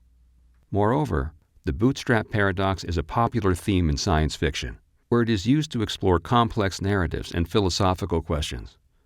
Stories involving time loops, predestination, and self-fulfilling prophecies often draw on the Bootstrap Paradox to create intricate and thought-provoking plots. Another paradox, the Grandfather Paradox, is one of the most well-known and widely discussed paradoxes in the realm of time travel. It poses a fundamental question. What would happen if a time traveler were to go back in time and prevent their own existence? This paradox is named after the classic scenario where a person travels back in time and kills their own grandfather before their parent is conceived, thereby preventing their own birth. The paradox lies in the contradiction that arises. If the time traveler were never born, how could they have traveled back in time to commit the act in the first place? To understand the Grandfather Paradox, let's delve deeper into the scenario. Imagine a time traveler, Alice, who decides to go back in time to a point before her father was born. She locates her grandfather and, for reasons unknown, kills him. As a result, her grandfather never meets her grandmother, her father is never born, and consequently Alice herself is never born. But if Alice was never born, how could she have traveled back in time to kill her grandfather? This creates a logical inconsistency that challenges our understanding of cause and effect. The paradox highlights the potential problems with changing past events, especially those that are directly related to one's own existence. It raises questions about the nature of time, causality, and the possibility of altering history. If time travel were possible, would the universe allow such contradictions? Or would it enforce a set of rules to prevent them? While the Grandfather Paradox is a theoretical construct, it has significant implications for our understanding of time, causality, and the nature of reality. If such a paradox were possible, it would suggest that our universe could contain contradictions, challenging the fundamental principles of logic and science. In practical terms, the Grandfather Paradox could have profound effects on our perception of history and the consequences of our actions. If time travel were possible, the ability to change past events would raise ethical and moral questions. For instance, if someone could go back in time and prevent a tragic event, would they be justified in doing so, even if it meant altering the course of history and potentially erasing their own existence? The Grandfather Paradox is often discussed in the context of different theories of time travel and the nature of time itself. One popular theory that attempts to resolve the paradox is the idea of multiple timelines or parallel universes. According to this theory, when a time traveler changes a past event, they create a new timeline that branches off from the original one. In this new timeline, the time traveler's actions have consequences, but the original timeline remains unchanged. This way, the paradox is avoided because the time traveler's existence in the original timeline is not affected by their actions in the new timeline. Another theory that addresses the Grandfather Paradox is the concept of self-consistency, proposed by physicist Igor Novikov. According to Novikov's self-consistency principle, any actions taken by a time traveler in the past were always part of history, and thus, the universe ensures that no contradictions arise. In this view, the time traveler's actions are predetermined and cannot change the past in a way that would create a paradox. For example, if Alice tries to kill her grandfather, something would always prevent her from succeeding, ensuring that her existence remains consistent.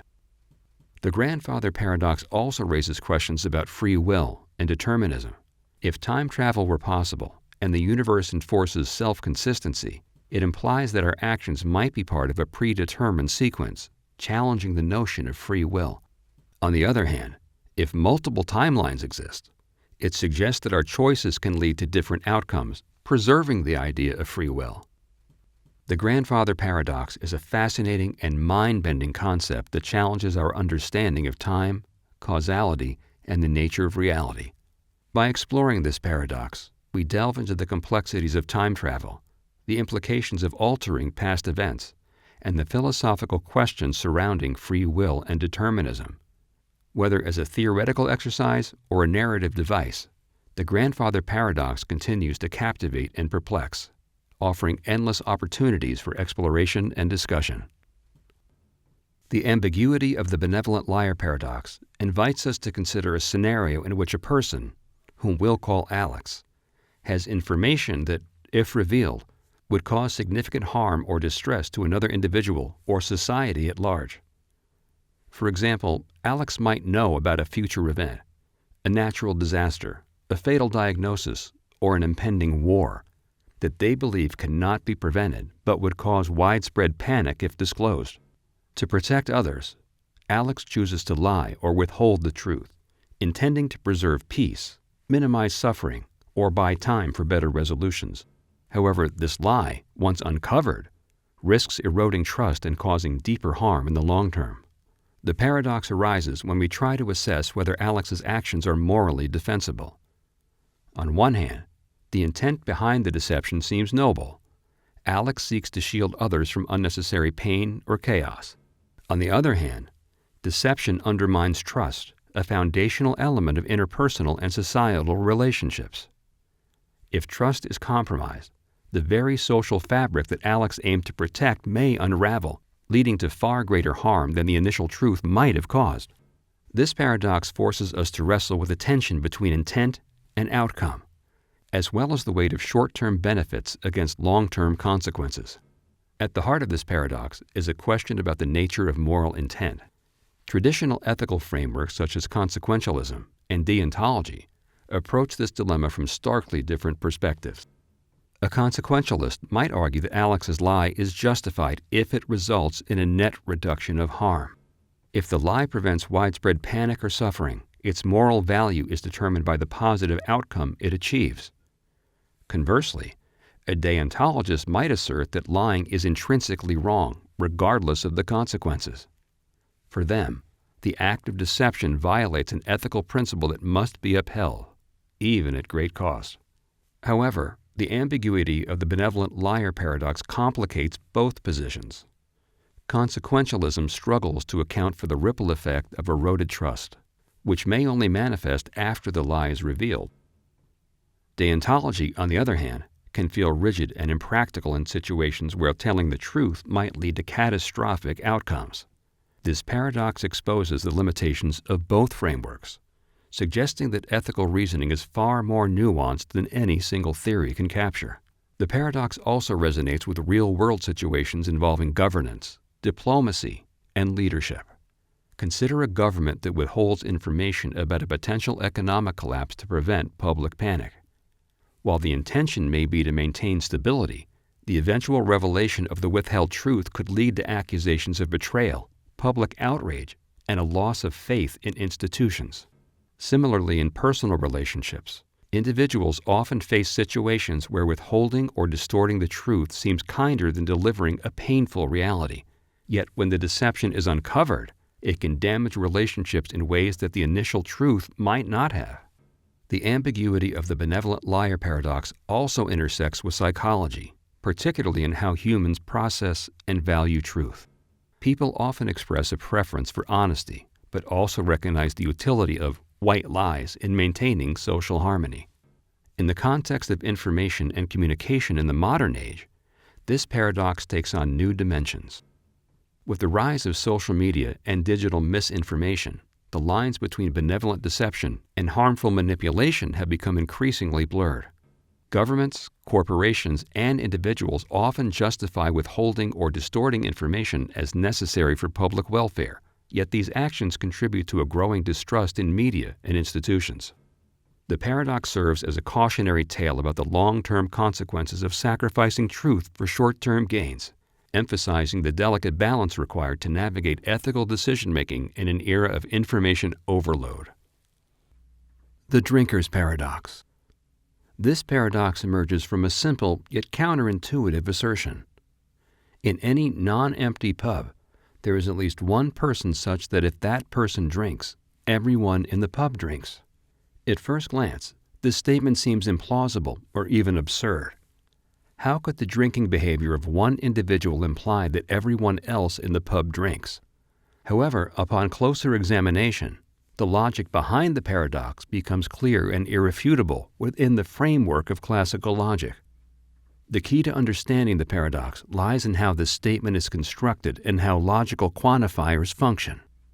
To break it down, the paradox relies on the distinction between conditional statements, if-then statements, and their implications in logic. The statement does not claim that the chosen person causes everyone to drink. Instead, it makes a conditional assertion. If the person drinks, then everyone drinks. Importantly, in logic, a conditional statement is considered true if the if part, the antecedent, is false. For example, if it rains tomorrow, I will stay indoors, is a true statement if it does not rain, regardless of whether you stay indoors. This quirk of logic is crucial to the Drinker's Paradox. Let's see how this applies to the pub scenario. Consider two possibilities. 1.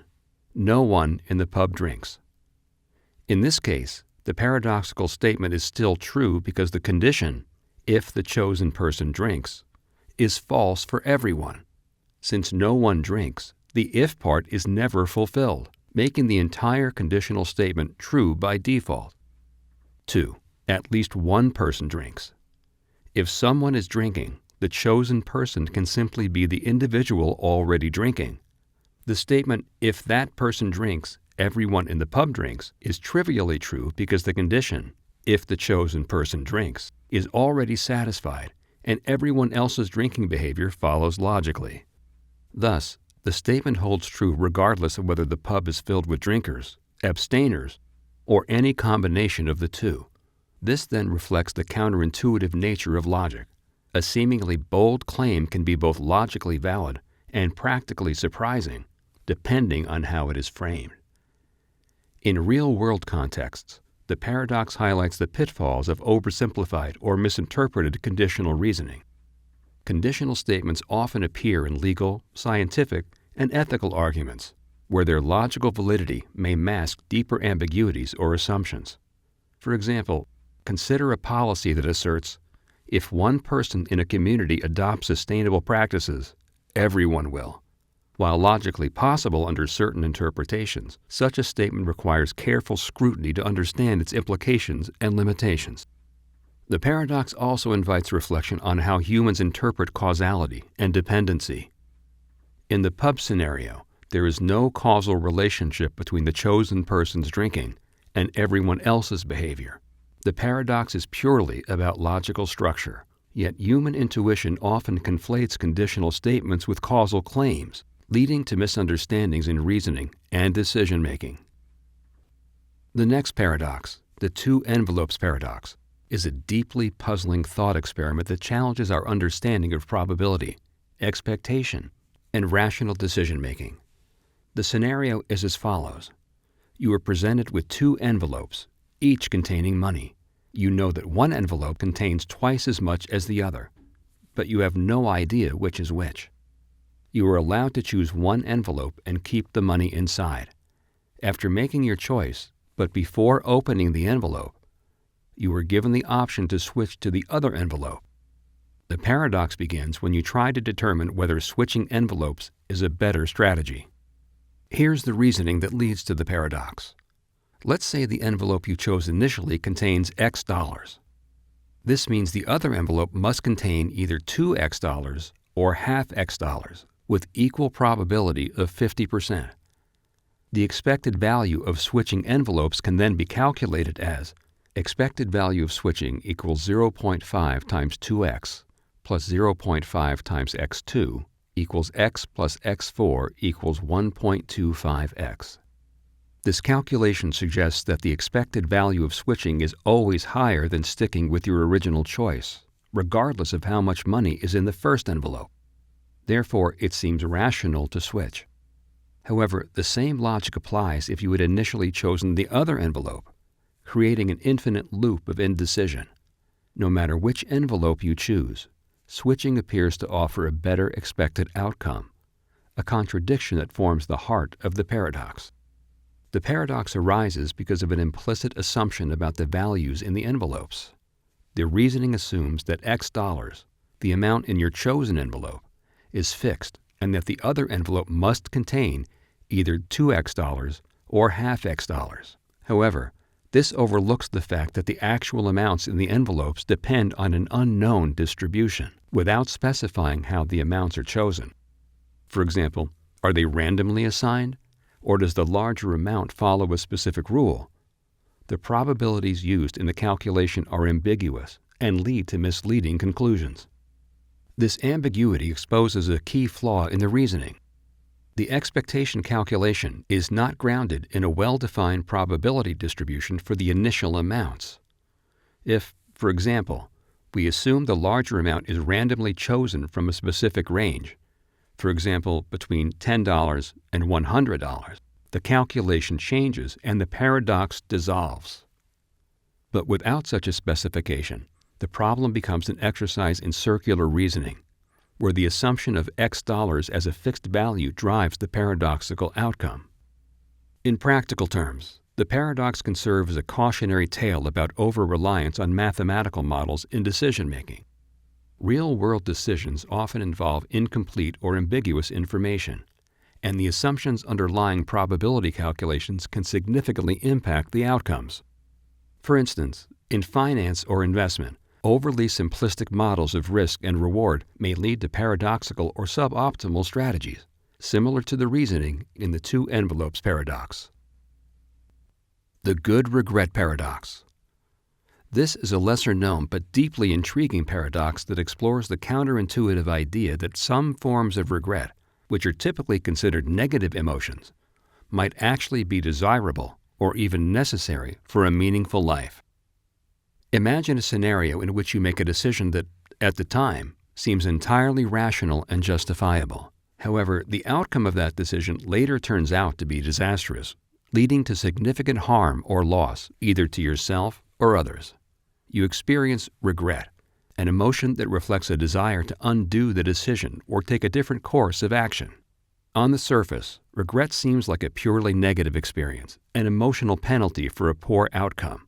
But the good regret paradox arises when we consider the possibility that regret might serve a valuable purpose, and that a life without regret could, paradoxically, be less fulfilling or moral. To illustrate this paradox, consider a thought experiment. Suppose you are offered a choice. You can live a life where you will never experience regret, no matter what decisions you make or what outcomes follow. On the other hand, you can live a life where regret is a natural part of your emotional repertoire. At first glance, the choice seems obvious. Who wouldn't want to eliminate regret? Yet upon deeper reflection, the paradox reveals itself. While painful, regret is an emotion that reflects values, morality, and personal growth. When we feel regret, it signals that we care about the consequences of our actions and the well-being of others. A life without regret might imply a lack of emotional engagement or an indifference to outcomes.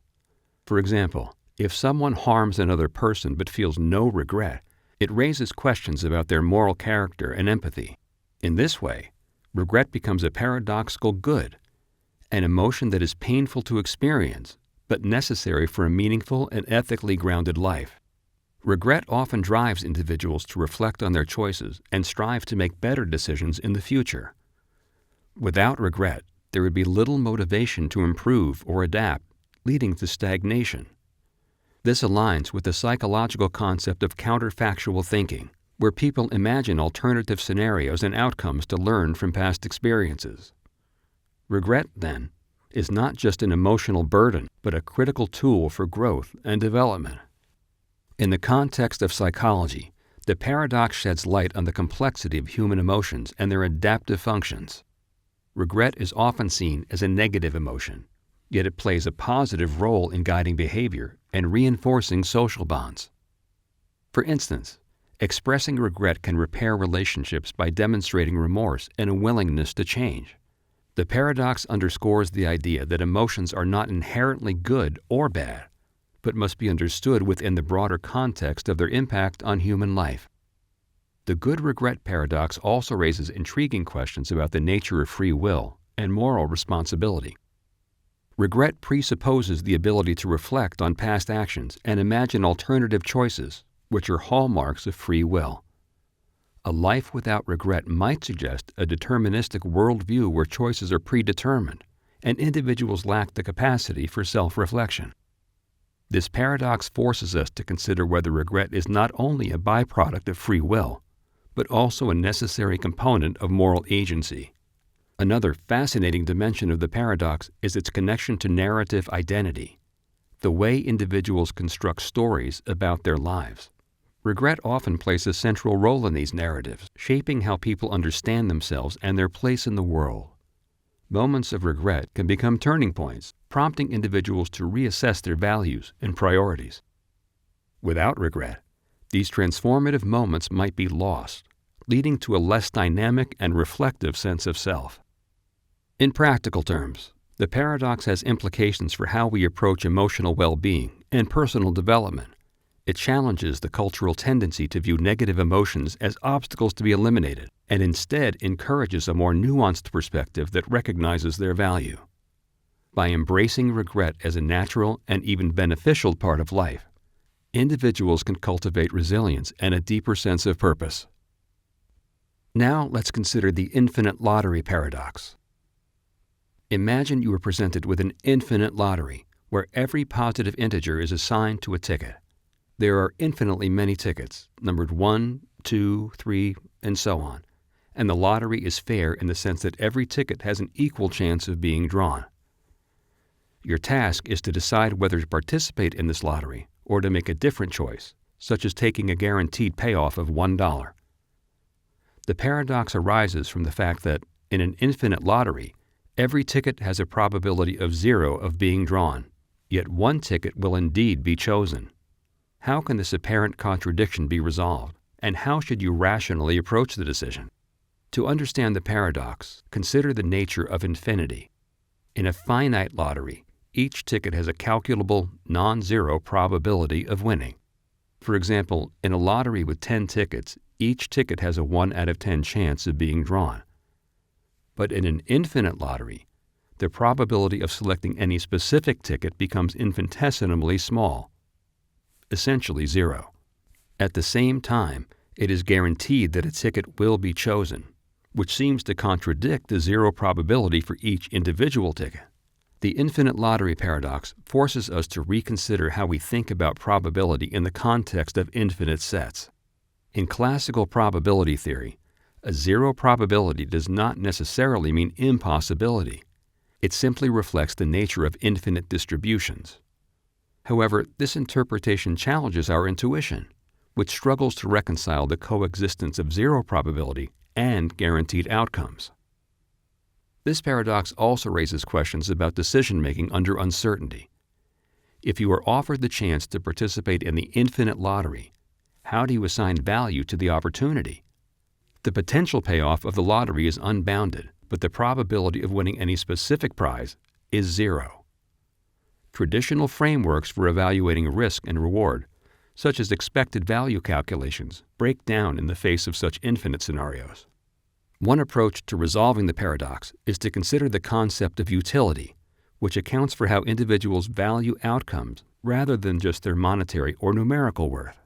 In an infinite lottery, the utility of participating might depend on personal preferences, such as the thrill of engaging with the unknown or the appeal of potentially winning a vast prize.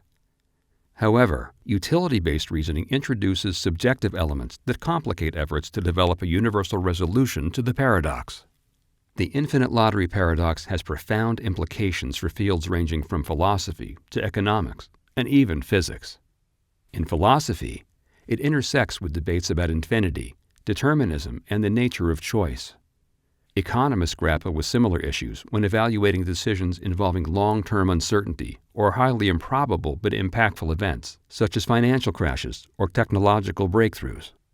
In theoretical physics, the paradox resonates with concepts of infinite possibilities in the multiverse or quantum mechanics, where infinite outcomes may coexist.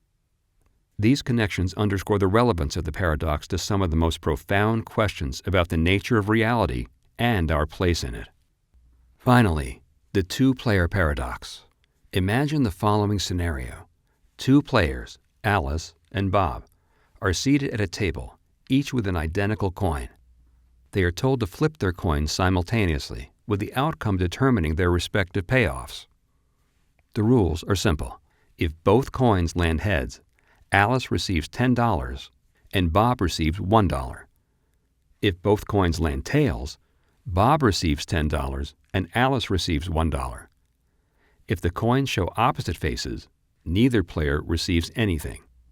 At first glance, this setup seems balanced and fair. Each player has the same coin, the same probabilities, and the same rules. However, as Alice and Bob begin to strategize, they quickly realize the paradoxical tension inherent in the game. Each wants to maximize their payoff, but doing so conflicts with the other's goal. Both players have an equal probability of gaining the larger reward, yet the structure of the game ensures that fairness in expectation does not guarantee satisfaction in outcome. The paradox becomes more apparent when the players attempt to rationalize their strategies. If Alice and Bob decide to act purely in self-interest, each hoping for the $10 reward, they introduce randomness into their joint outcome. Neither can influence the other's outcome, and the result becomes entirely dependent on chance. While this might seem fair on the surface, it also feels dissatisfying because the players' goals are directly opposed. One might propose an alternative strategy: coordination. If Alice and Bob agree beforehand to always flip heads or tails together, they can ensure a guaranteed payout, albeit unequal, with one consistently receiving $10 and the other $1. But here lies the heart of the paradox. Why should either player agree to always receive the smaller amount? Cooperation secures predictable outcomes, but it demands a sacrifice of self-interest, introducing a dilemma between fairness and individual gain. The two-player paradox reveals the intricate interplay between equality of opportunity and equality of outcome. The game provides both players with an equal chance to achieve the larger reward, but it cannot ensure equal satisfaction with the results. In game theory, this paradox touches on concepts like zero-sum games, Nash equilibria, and the prisoner's dilemma. It highlights how individual strategies in competitive or cooperative settings can lead to suboptimal outcomes for all parties involved. The paradox also challenges the assumption that fairness in opportunity automatically translates to fairness in results, emphasizing the need to carefully distinguish between the two. The paradox also has practical implications for negotiations, resource allocation, and conflict resolution. It illustrates how competing interests can lead to stalemates or suboptimal compromises, even when all parties have equal opportunities. By understanding the dynamics of the two-player paradox, negotiators and policymakers can better navigate complex trade-offs, designing systems that balance fairness with individual incentives.